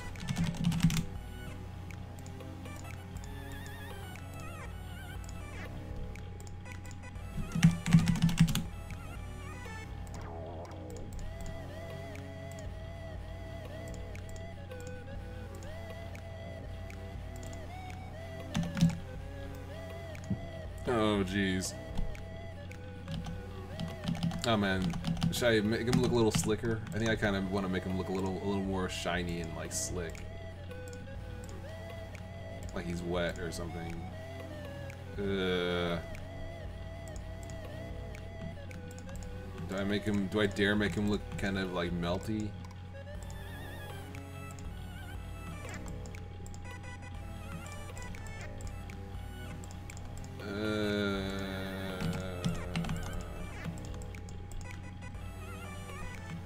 Like, what is this thing? Why is it here? What the heck? Like this, if this was the first enemy, I don't know. People would be like, yeah, no, I'm good. Yeah. If I make his little hands like vibrate when he's running toward you too. I don't know what this is. This is I'm just like repeatedly like I don't know what this is. I never asked for this. Why did I do this? What's wrong with you all? Why did you guys make me do this? But it's not you, is it? It's me. I made this. And I like the way it looks. It's just like I don't like what it is. I don't like the way it looks, but I'm proud of like the technical aspects of it. Let's see. Jared Anders Isakson says, "What do you think of the Blender 2.8 code quest so far?" I don't really know. I know that they're taking out the BGE. You know, so there you go.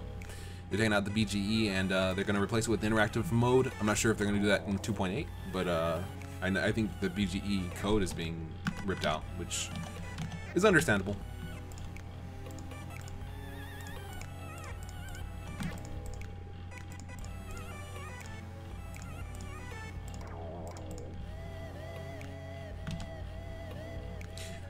Let's see. Mariano says, "What is it? A rotten grape?" Yeah, okay. Let's say it's a rotten grape. Because I genuinely don't really know what it is. I think I started off with the idea of like, you know, like Goombas in Mario, like what are they? No one really knows. They're just kind of, you know, characters that you're supposed to stomp on. It's kind of like that. Like, what is this supposed to be? No one really knows. It's just supposed to be something that you fight. It's just supposed to be something that you go ahead and you know, fight against, because that's what you do. You're a fighter. You fight. This is a monster. Fight it. Like, you know, it's not really supposed to be anything in particular. It's supposed to be just kind of there.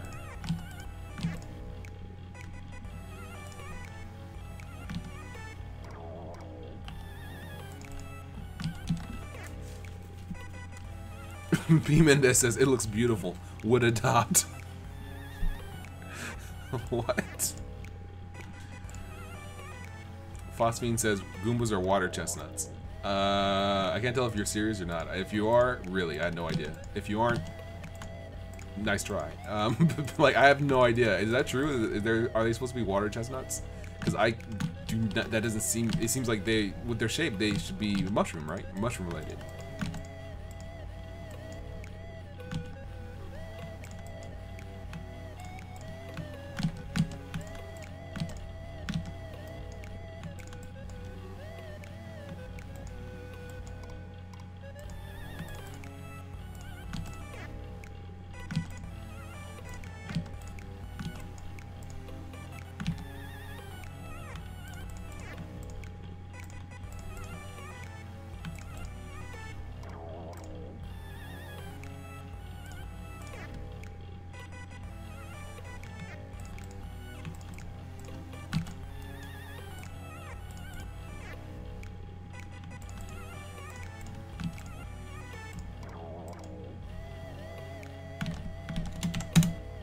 Somehow it kind of looks like he's not as sad now.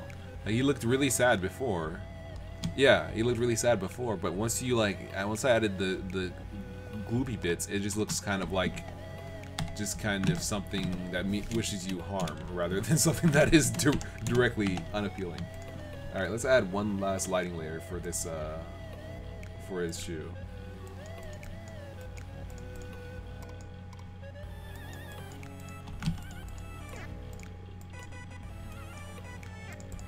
And his glove. Actually, his glove could probably just benefit from being lighter overall.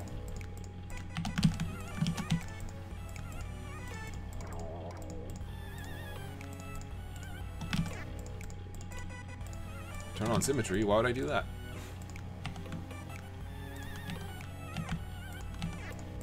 I wish to struggle. The fun is in the struggle. That doesn't really look good either. I'm gonna go with like white for the gloves. Maybe just light gray. Do something like this. And something like this.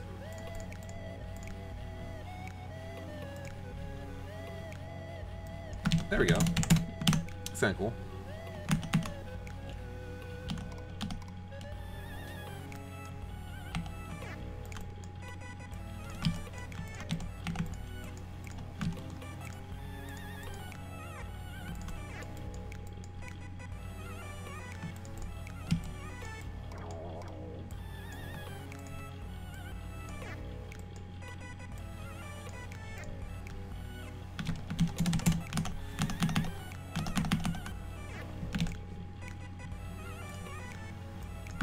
Cool. That actually looks pretty good. Looks like a nice little enemy. We're gonna move him. We're gonna take our precious little boy, and we're gonna add him to a group. We're gonna add him to that group there. We're gonna call this the enemy group for our precious little actor here. TD says add 2 red dot eyes. You guys will not. You refuse. You need those dot eyes, huh? You want the dot eyes? Okay, let's not. I'm not gonna do the red dot eyes. 2 red dot eyes. I'm gonna do 1 giant red dot eye, like so, like something out of Kirby. Because this is basically, it's basically Kirby. It's basically just a Kirby. So do we dare? How far? How far do we go? Oh, do we have the? Oh, hold on. Yeah, maybe. And then it's just kind of like, maybe like that. Boom, boom.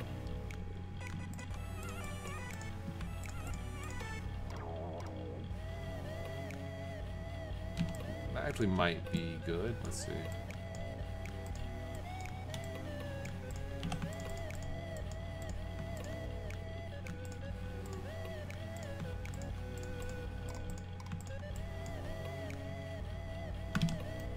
That is pretty creepy.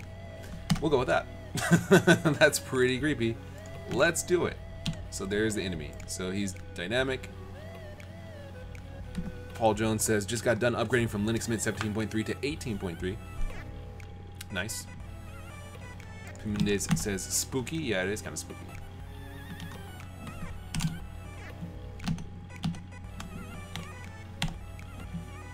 Boom, boom.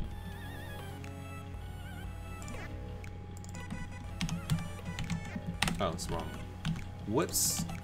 Whoops. I forgot to turn on transparency on his material. Bonk.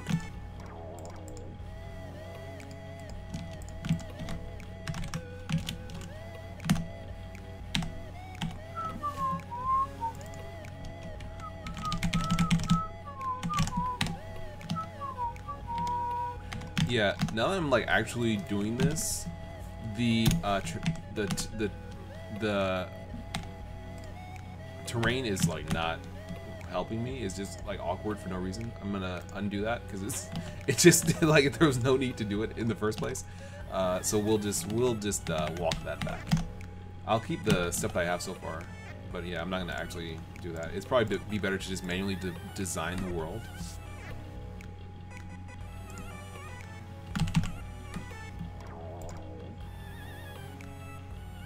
Alright, because yeah, it's just like, I can't see where things are gonna spawn. It's just awkward. Hey, but you can at least see me do sculpting. That might be interesting to some people. Yeah, so sculpt mode, you can just draw on the land like this. We're going to do something a little bit different though. Yeah, we could actually have a smaller strength. Well, okay, hold on. I don't really want that. I guess I want layers. Maybe. Yeah, that's probably more so what I want. Because this is kind of like, you can kind of design.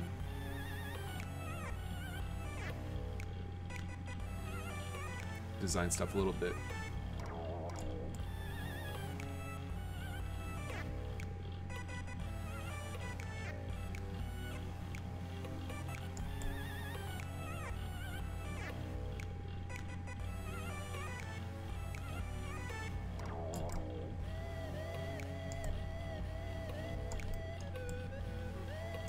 This is like the tiniest of differences. It's like no difference whatsoever. Alright, well, fine. Yeah, I mean, you can't even see it with the lighting, without any lighting. So I guess there's no point in doing it. Let's see. Turn on shadeless. Turn off shadeless, rather. Turn off specularity. Yeah, you still can't see it. Yeah, it's such a slight difference. We'll just go keep shadeless. There's no point in even doing it. There's no point in doing this. Okay, well, whatever. RuneScape fan 17 says, do you prefer and recommend BDX plus Godot or BDX plus Blender or Godot?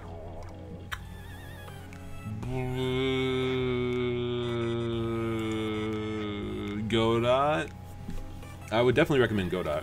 BDX I would recommend if you know what you need and BDX fills it. Like, if you know what you need and BDX is exactly what you need, then please, yes. But if it's like, oh, I just want to mess around and I want something that's really easy, and you know, because I mean, BDX doesn't support that much stuff. It doesn't do that much when it comes to like the advanced stuff like armature support or shadows. It just doesn't have it. So if you don't care, then yeah. Oh, how did I do that? If you don't care, then yeah. You know, go with BDX. But if it's like, oh yeah, I need that stuff, then yeah, never mind. Okay, so that's working. Alright, so let's go ahead and try putting our enemy in here. Our precious boy, also known as enemy. He's not here. He stepped out. Let's see.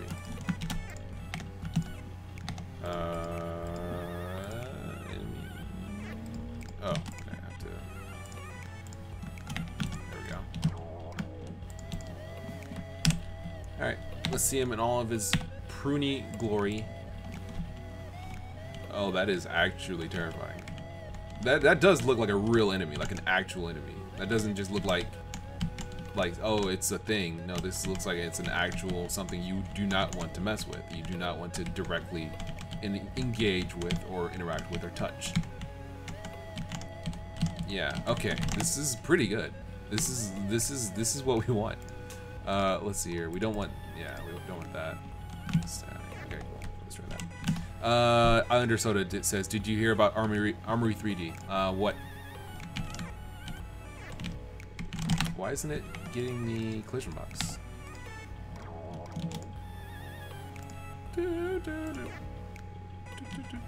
Oh, you gotta parent it.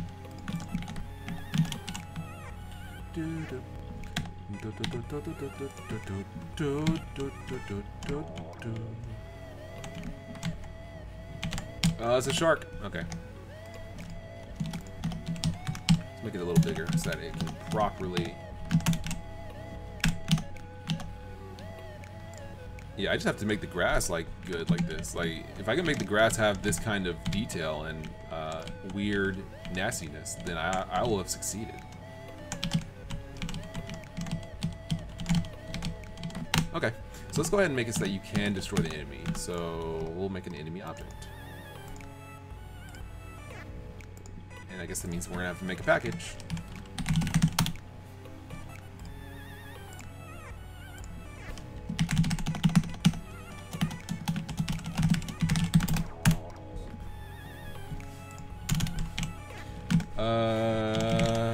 And I did this off screen, but I added the implementation, or rather the interface for damageable, which means that we can say enemy extends game object and implements damageable.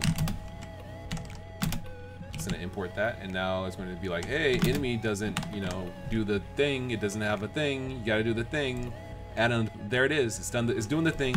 Is damageable, which is great. That's what we need. So we're just gonna have a variable here. I guess we could just do it like that. We could let's see how we want to do this. Okay, what we can do, because I already have a, yeah, if other damageable, no, let's see damage.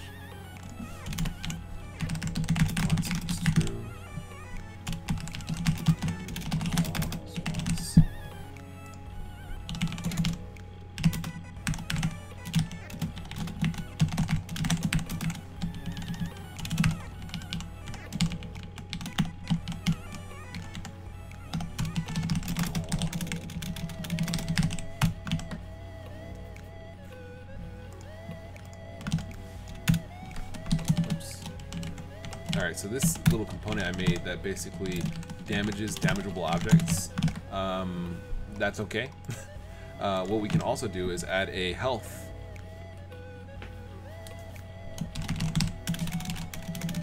health bar, which will use a gauge property. A gauge is basically just something that it represents some amount. It could be health, it could be fuel, it could be ammo, it can regenerate, it can let you can check to see when it's gets filled. I guess I should add one for the opposite, just emptied and just filled. But yeah, we can use that for health. So we'll just add that. Stepa says add so many details to a sprite without making things fuzzy. It's pretty hard, man. You did a great job with that little monster. Thank you. I'm glad to hear that.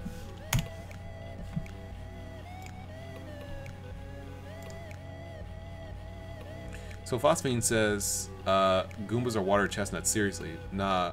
Chestnuts are a bigger deal in Japan than in the West, apparently. Really? I had no idea.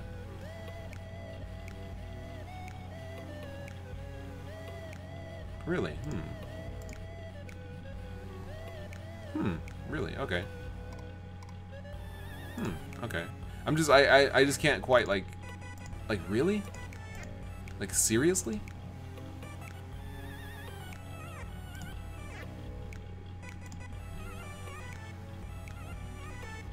Like seriously though? Like water chestnuts, they're that big of a deal? Alright, so what we're gonna do is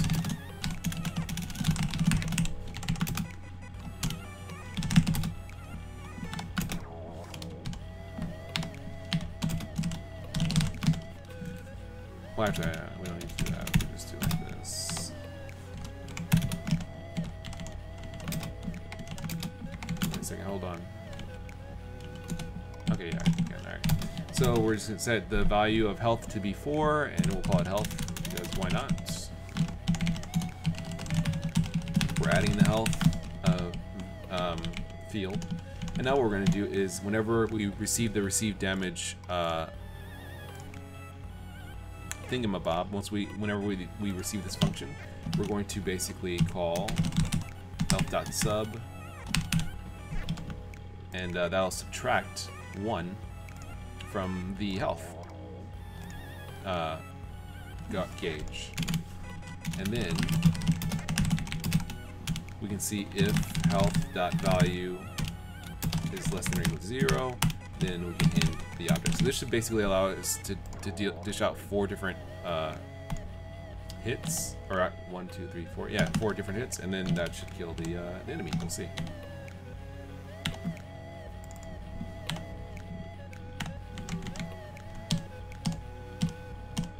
Yeah, it works.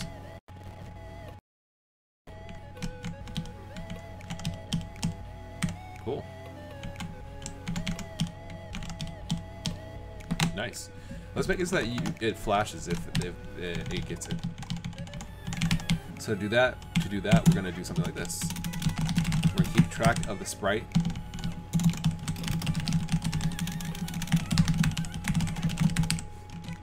And whenever it gets damaged, children, we're going to tint the sprite color itself. So this is kind of what we were talking about before. Well, actually, let me read this because I'm interested. Phosphine says Kuribo is the Japanese name of Goombas, and Kuri is chestnut in Japanese. Well, there you go. But they look like mushrooms. They look like little mushrooms with faces. So I wonder why. All right. So what we're gonna do here. Oh, wait a second. I have a thing that does this. I have a component that flashes objects.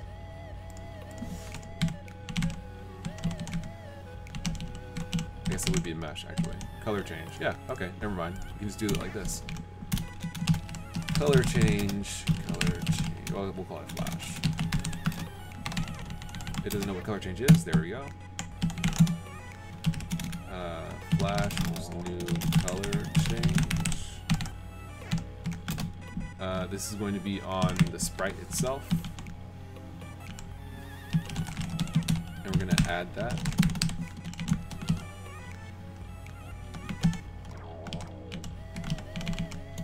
Move that up here. There we go. Okay, so this should go ahead. We got flash. So this should give us a quick little, I think, default flash. Let's see. Or no. Okay, so we have to define that. All right, so we'll do that. We'll define this flash.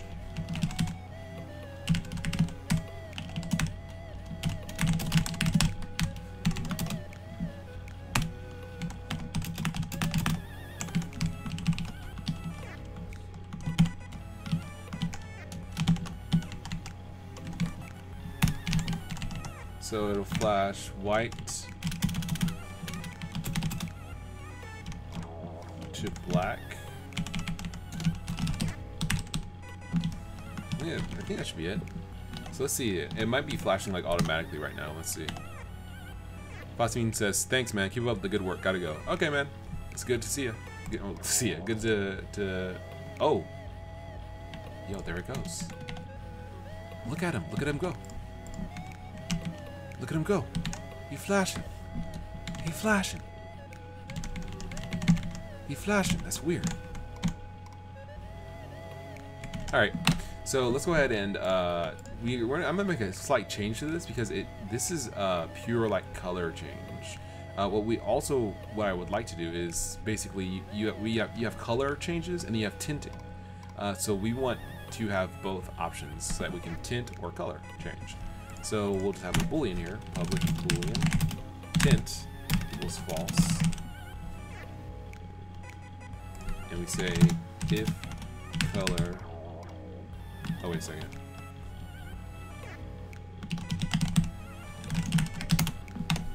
Let's see, colors.get. Okay. Yeah. I guess we should be good to do this. If tint, then we want to do this. Else, do that. So instead of coloring, we want to tint a material. And the difference should be pretty obvious once we actually do this. We're going to say flash.tint is true. Now when we play, it should basically go from like normal to white and back. Yep.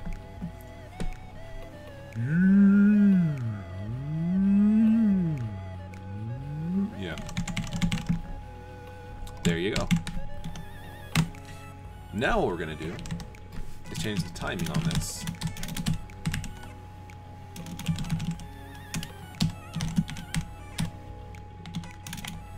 To make it happen faster.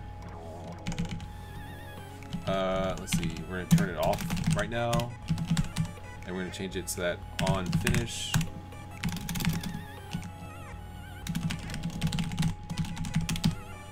It ends. Okay, so what this basically should allow us to do is basically turn on the flash when it receives damage. And then it should automatically turn off once it plays through one cycle.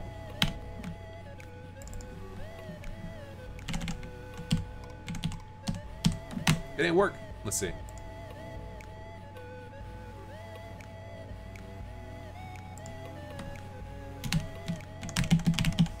Let's make it cycle from the other way.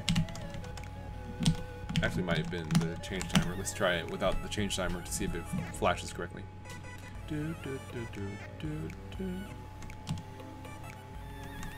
Kinda. Let's see. A little.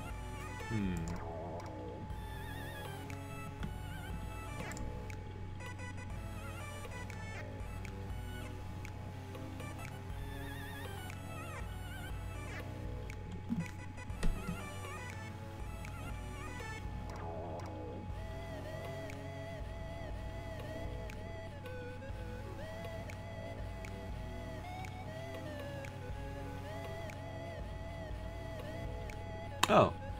I already have a flash. Oh, okay. There's already a thing that does this. Okay, well, never mind then.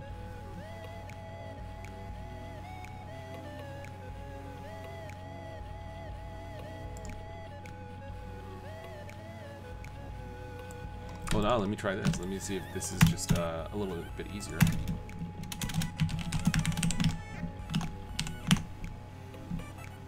Shishadow Game says, "Love your stuff, man." Thank you. Thank you very much. Love your stuff too. Sonic Classic Collection, as I recall, or not Classic Collection, Sonic Classic. What was it? Sonic Classic. Oh man, what was it called? Sonic Classic Adventure. Sonic Classic Adventure. Didn't work. They're turning invisible. Invisible. That's probably why, actually. There we go. Don't know why I did that. That was stupid of me.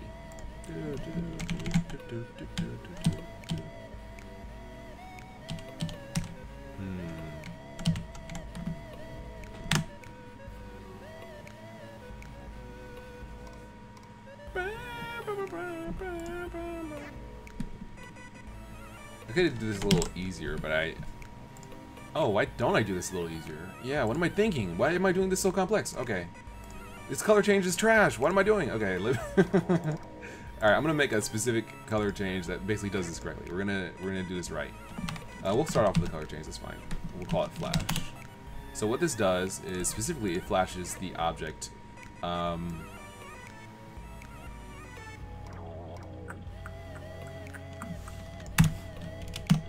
We're going to have a color. It's the flash color.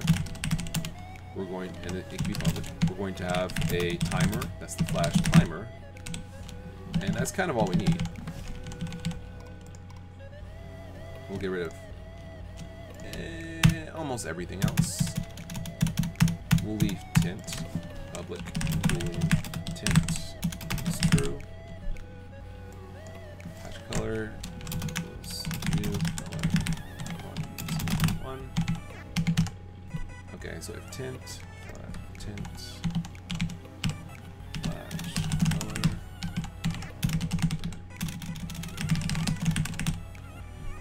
I guess I'll just keep flash color.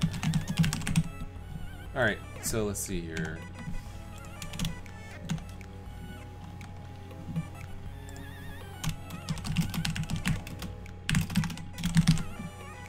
So you say flash.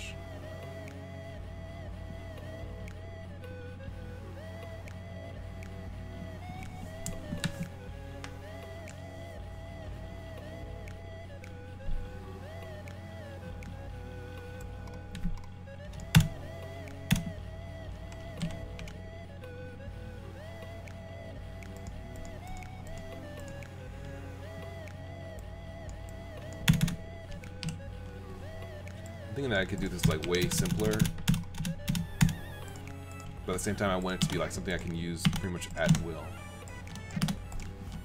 But yeah, I probably could do this like super duper simpler, because really you want the thing to flash once, so we'll just get it to flash once maybe. So the flash timer will say new timer, we'll just give it an arbitrary time limit. We say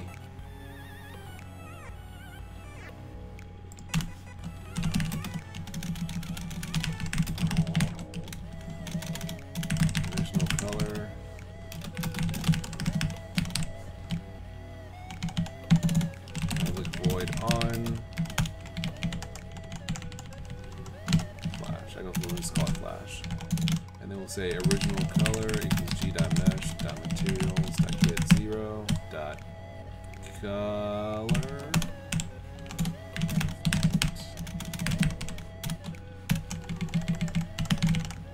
Oh, that's probably why it messed up before. Okay. Okay. So then we say flash timer.restart.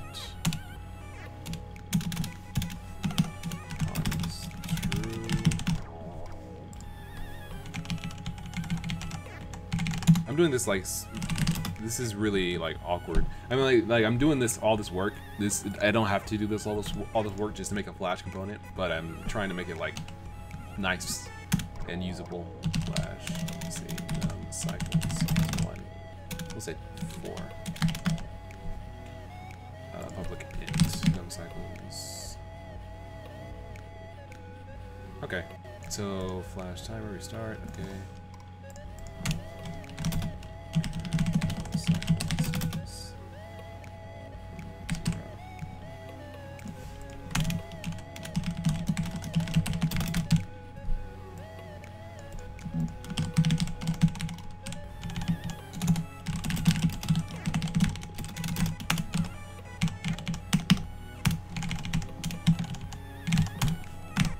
All right, so this should be a general thing. So we say if flash timer dot tick.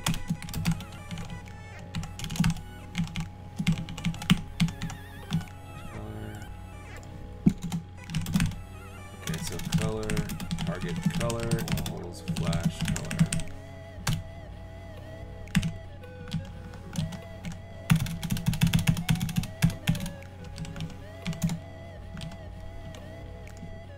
So if target color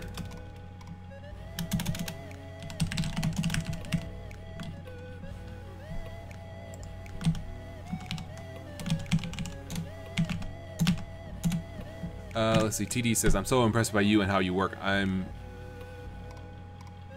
junior. I'm not sure what you're trying to. I'm not sure what that was. I'm juniored. You make me love my life, man." Okay.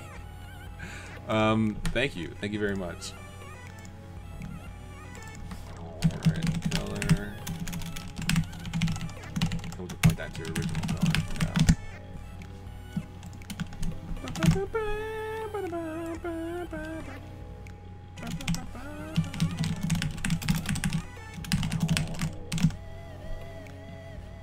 I guess flash should be renamed trigger.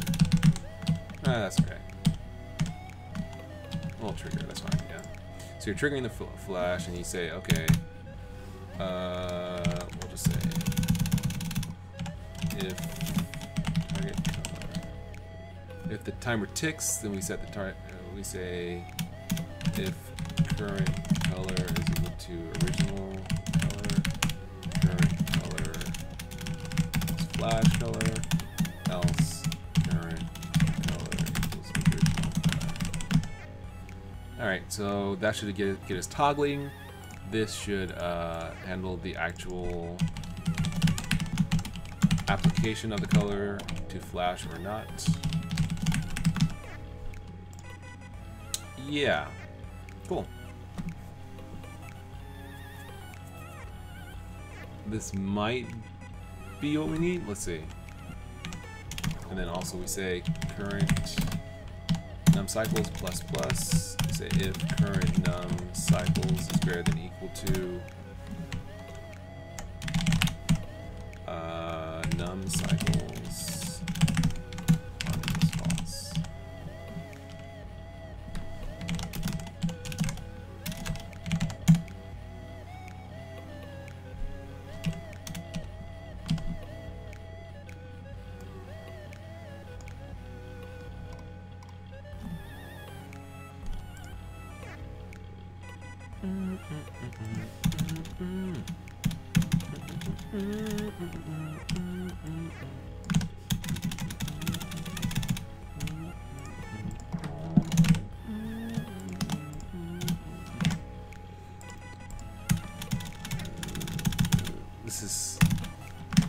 I am doing stuff more than I need to do. Let's see. Mariano says, what does component game object mean to BDX? What other alternatives do you have besides game object? Well, basically, you can make this something else. Like, for example, if you do this, now this can only be applied to the player class. It can only be a component, like, this is a component specifically that looks to the player. And the good thing about that is if you basically say, oh, I'm looking for basically this I'm making this a component specifically for the player. Now when I type in G, I get whatever the player specifically has, in addition to its superclass. So I can say, oh, the player's acceleration speed, or the player's friction, or the player's, you know, his move speed, or whatever the player has specifically. So for example, this is a component, a generic component that basically can work with any object. But if I say, oh, I want it to basically only work with NPCs or shopkeepers, I can say, oh, only work with, you know, specifically an NPC, not just a game object, but an NPC. And now I'll have all the NPCs properties and functions on that are only on it. So it's something that basically allows you to kind of specify what kind of component you're kind of tailoring for a game object. Alright, so I'm doing all this work, but it's really unnecessary. We'll just stop now, and we'll see how this actually works. We'll make it a flash instead of a color change.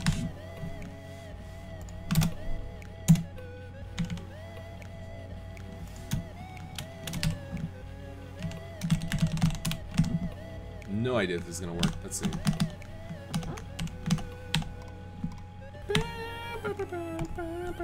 I don't think it is. I think it's gonna be, yeah, not bad. Let's see. Let's make it so it's not on by default. And then after 4 cycles, it turns off. After so many cycles, it turns off. So, and then let's see, 1, and then 2, and then 3, and then 4. So once it's on is off.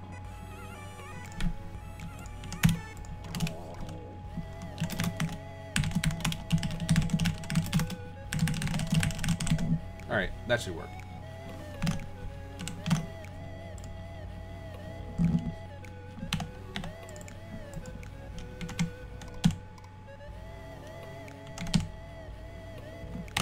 Okay, that actually does work. But we want to count a full cycle to be basically once it goes back to its original color. So it flashes and then comes back. So this is where the cycle actually restarts here.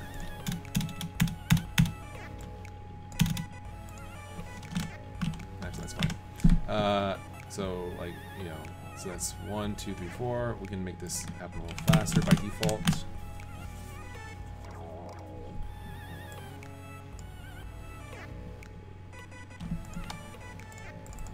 When you trigger it, it should actually go to the desired flash color, actually. And then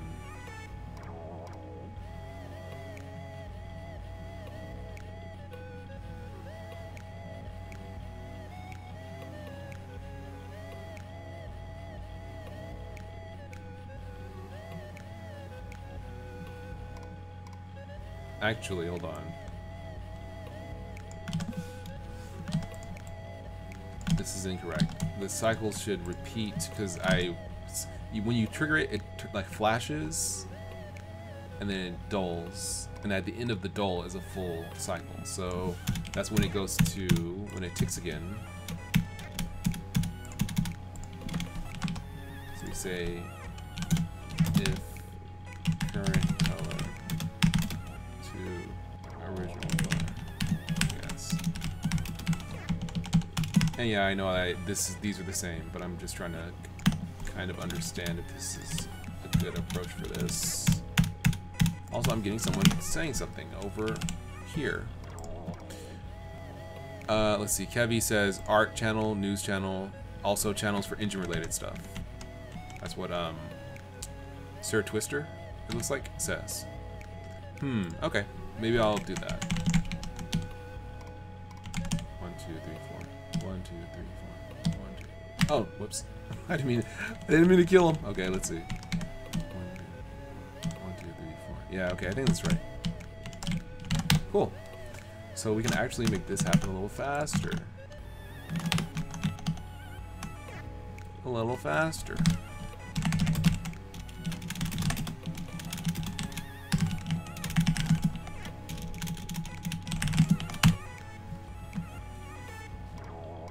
News would probably be good, yeah.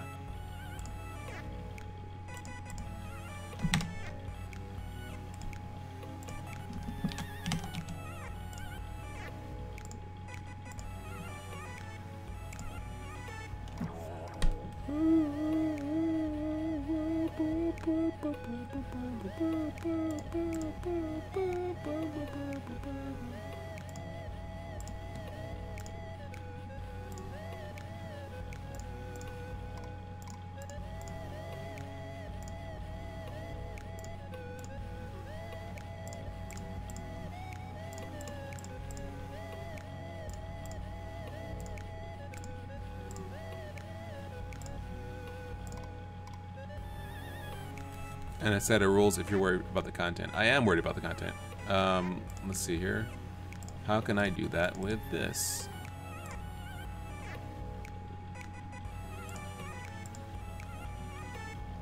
I don't know how rules work. Let's see.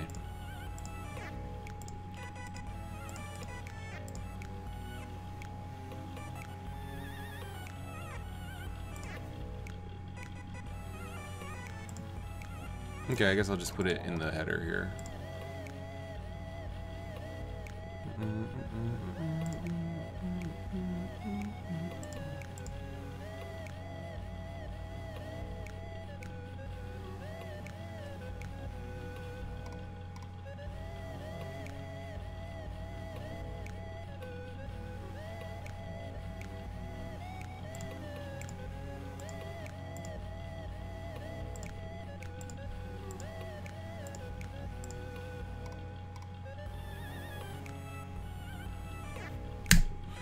Yeah,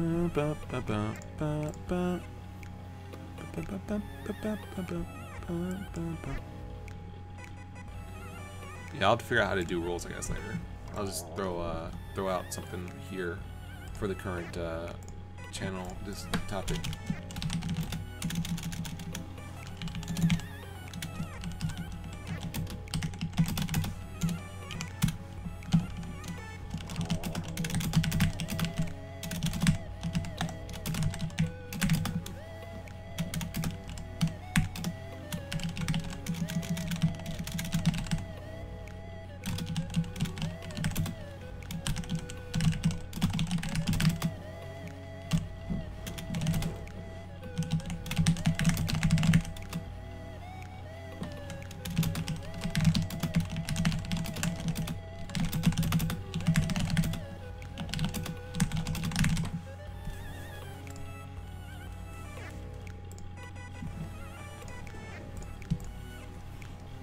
That'll be okay for now. All right, let's see. So news, that definitely should be good. All right, I'm sorry. I'm like taking time away from from coding to. I'm sorry. I should have been coding. Okay. Let's see here. Mariano Sulugoy says, but I understand it extends component, not player. No. Well, yeah, it extends component, but it's a component of what type? Like, what is the component expecting for its kind of what it's operating on? So you can be specific and say, oh, it's a component of a game object. I'm sorry, generic, and say it's a component of a game object, or you can be specific and say it's a component of a player, or a component of a bullet, or a component of a weapon. So you say, okay, well, it has to be specifically a weapon, or it has to be specifically this kind of object, not just generically, oh, it's a thing that's doing a thing. No, there's more to it. Let's see here. Mariano Sulugoy says, BDX supports breakpoints, right? Yeah, it should. Not like traditionally, like through here, because this is just going to run Gradle to build the game and run it. But when you actually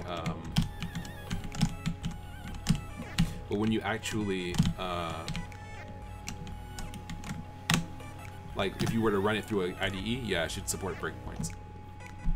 Alright, so let's go ahead and do a couple of more things. One, you should be able to pick up the things. I want this to be a little faster, so let's go ahead and do that for the default behavior. Make this happen a little bit faster.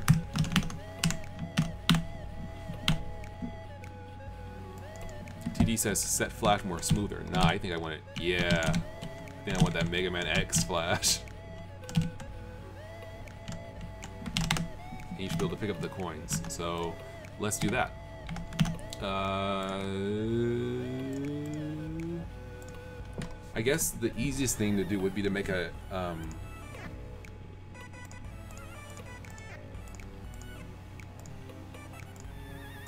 might be to make an interface that declares that something can be picked up, or maybe make a component out of it. This is where it kind of gets tough because interfaces are similar to components. The thing that I'm thinking about when it comes to picking up when it comes to picking up coins, is that you probably want it to kind of like go toward the player, so he doesn't have to manually like walk around and touch each individual coin, because that can be a little annoying. Either I make their so I might do that, or alternatively I might make it so that they have a pickup property, and that'll just like automatically have them kind of like go toward the player when they get within range.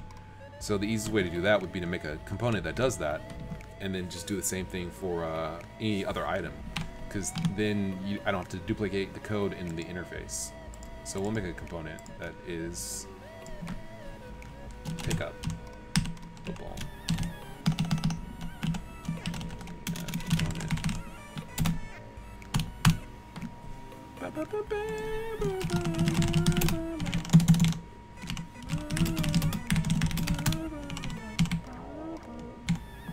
Oh, whoops. I have to do a thing here. Pick up.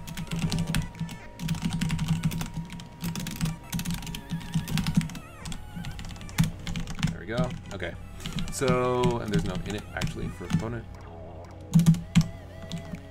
Mariano Sulugoy says some games have an area that attracts pickable items to the player. Do you mean like a physical space in around the player that pulls objects toward him? Oh, that might be better, yeah. Because then I mean, it still would have to be designated pick-upable. But yeah, that way you don't need to touch them one by one. Just walk near. Yeah, it might be better to do it that way with an area, because that way the objects themselves don't all have to basically calculate moving toward the player. I gotta figure out exactly how I want to approach this. The magnet, I do want that, but I'm not sure exactly how to implement that.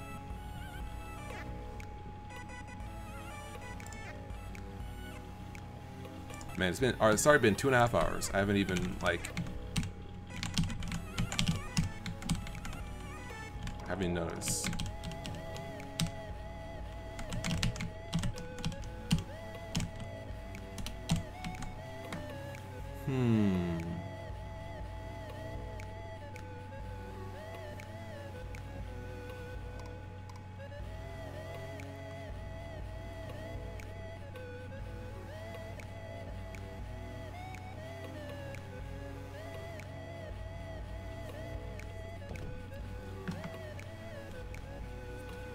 Whoa, Chishadow Games with a $5 donation. Thank you very much. Wasn't really expecting that. Thank you. Thanks a lot.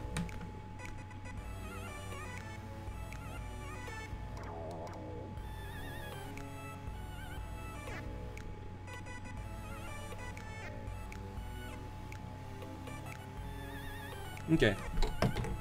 So yeah, what I'll do then, yeah, I guess I'll I guess I'll stop here, because I need to kind of think about exactly how to implement this pickup behavior. Because I guess the easiest thing would be to have the player, because the coins, you don't really want to have too much logic on them, because they're gonna be like, it's gonna be a lot of them. So maybe we just give them a property that says pickupable. I don't know. And then, like, when the player walks into it, for game object G and touching objects, if G.props.contains key pickupable. I guess I'll just say pickup. And this pickup. Then G.image. That should be basic, but work basically to say, oh yeah, you can pick these up by just touching them, they'll just be destroyed. But it won't work because the coins themselves have no actual collision boxes to keep from having to give them like collision boxes. Because otherwise they would be a little bit heavy.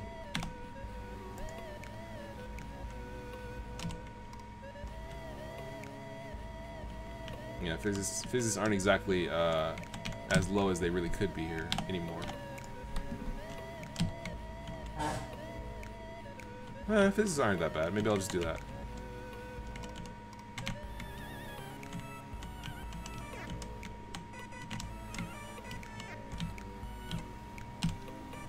Nice.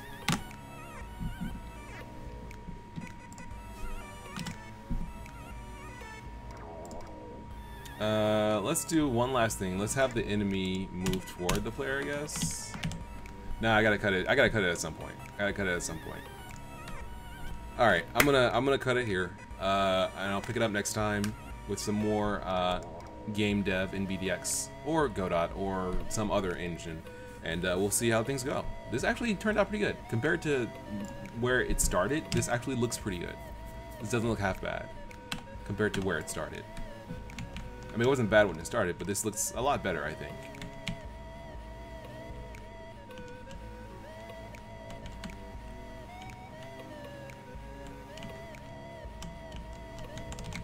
Like, that's pretty good at pixel art. Like, the player and the enemy are pretty good at pixel art. The coins are pretty good at pixel art. The ground is not. The ground is just not good at pixel art. It ain't bad, but it's not like offensive. But it's definitely not good. Also, that coin is stuck in the treasure chest. I can't actually pick it up.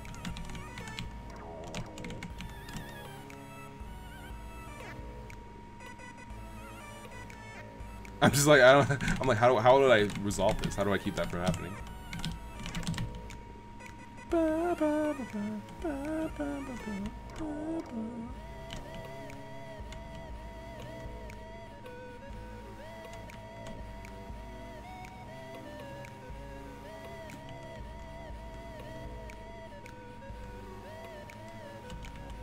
it's a cave. Hold on, I'm gonna go in the cave. Let me in. All right. So yeah, this is getting better and better. It's getting better and better, definitely. That's right. I forgot that we don't actually need the terrain handler anymore because we have the actual terrain object now.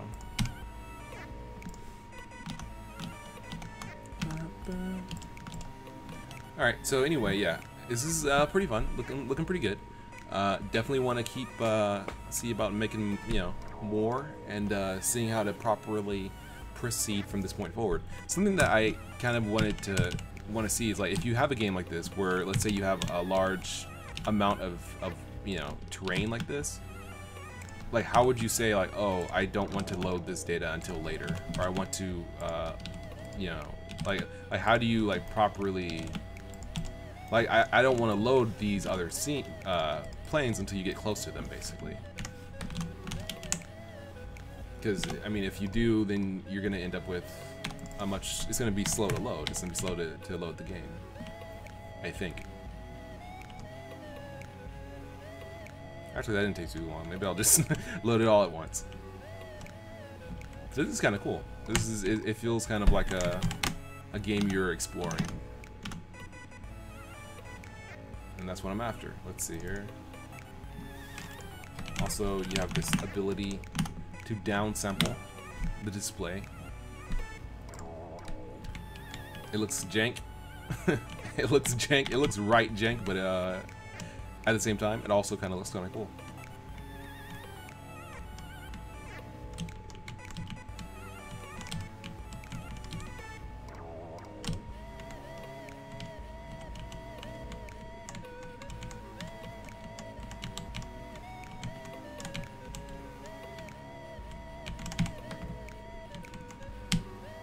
I'm not too sure about these little lines. I know why they're doing that, but I'm not sure like why they're doing that. Like I know why they're doing that, but like I'm not sure why they're doing that.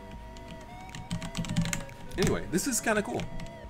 I just need to like make some more enemies, make like an actual weapon animation, make some more scenery, trees, maybe clouds, maybe buildings or towns. That would be cool. If like there was a town on the world map, you go inside and maybe it's like a bigger town or something. I have to figure out exactly how I want towns and things like that to work. I also need some animation for the player.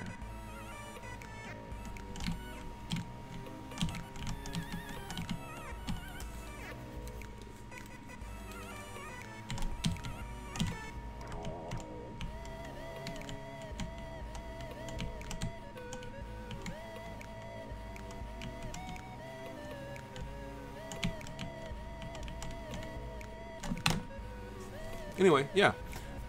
So thank you very much for watching. I've been SolarLune. This has been a fun couple hours streaming the development of a cool little game, I think. And we'll see how things continue to shape up with our blue-haired friend and his horrible, bone-chilling enemy. We'll see how this all works out. Yeah. So anyway, thank you very much for watching. I've been SolarLune. Let's add a couple of. No, that's okay. Keep it simple. But yeah, thank you very much for watching. I've been SolarLune, and this has been a fun couple of hours. Just a fun couple hours as we just messed around here. Had these done a few little sprites. Actually, let's do this. There we go. No, that looks weird. TD says, are there any items that can be used like swords or anything? Not yet, but I would like different weapons with different properties like this. So like a spear, a sword. These are just little icons, but basically like I want a variety of different items with different weapon kind of styles. And I think want kind of like deliberate gameplay where like you have stamina or something, so like just button mashing will not work. Because like the more you button mash, the more you attack, the weaker your attacks get. that might sound like a stupid idea, but like Secret of Mana did it several years ago, like 25 years ago. So basically, it's not necessarily a bad idea. It just has to be like, you have to kind of like have options. So I want that to be there, where it's like you have lots of options, you have lots of like how you want to approach things, and there's different weapons, they perform differently, and you kind of have to choose like, oh, how do I want to approach this enemy, when's a good time to attack, different things like that. So we'll see how it actually works out.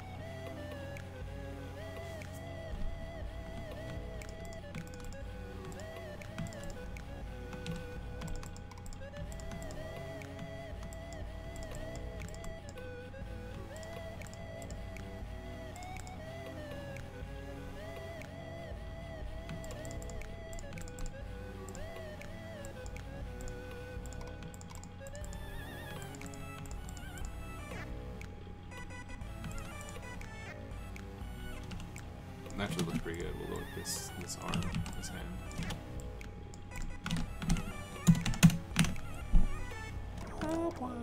Alright, so yeah, thank you very much for watching. I've been SolarLune. This has been fun. If you want to help me out by, let's see here, permissions.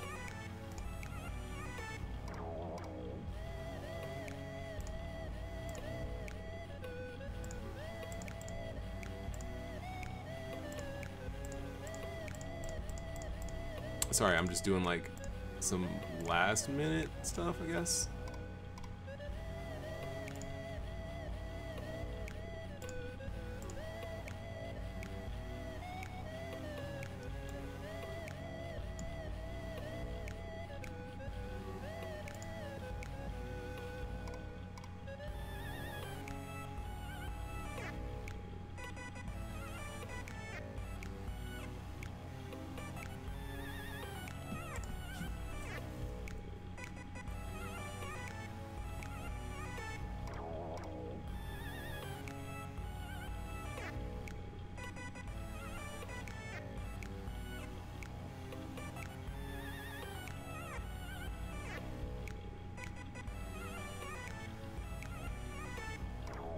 Oh jeez, I don't know how this stuff works. Alright, I'm gonna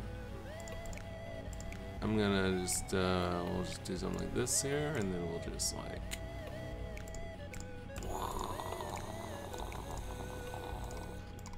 I don't know what I'm doing. So basically, thank you very much for watching. I'm just wasting time here. Thank you very much for watching. I've been SolarLune, and this has been a fun few minutes. A fun fair few minutes as we have made a game. And we'll see how things go in the future. So anyway, thank you very much for watching. Sorry for just going and like being completely silent for the past few seconds, but yeah. I'll catch you guys on the flip side next week with hopefully maybe with another game dev sequence. Alrighty, see ya.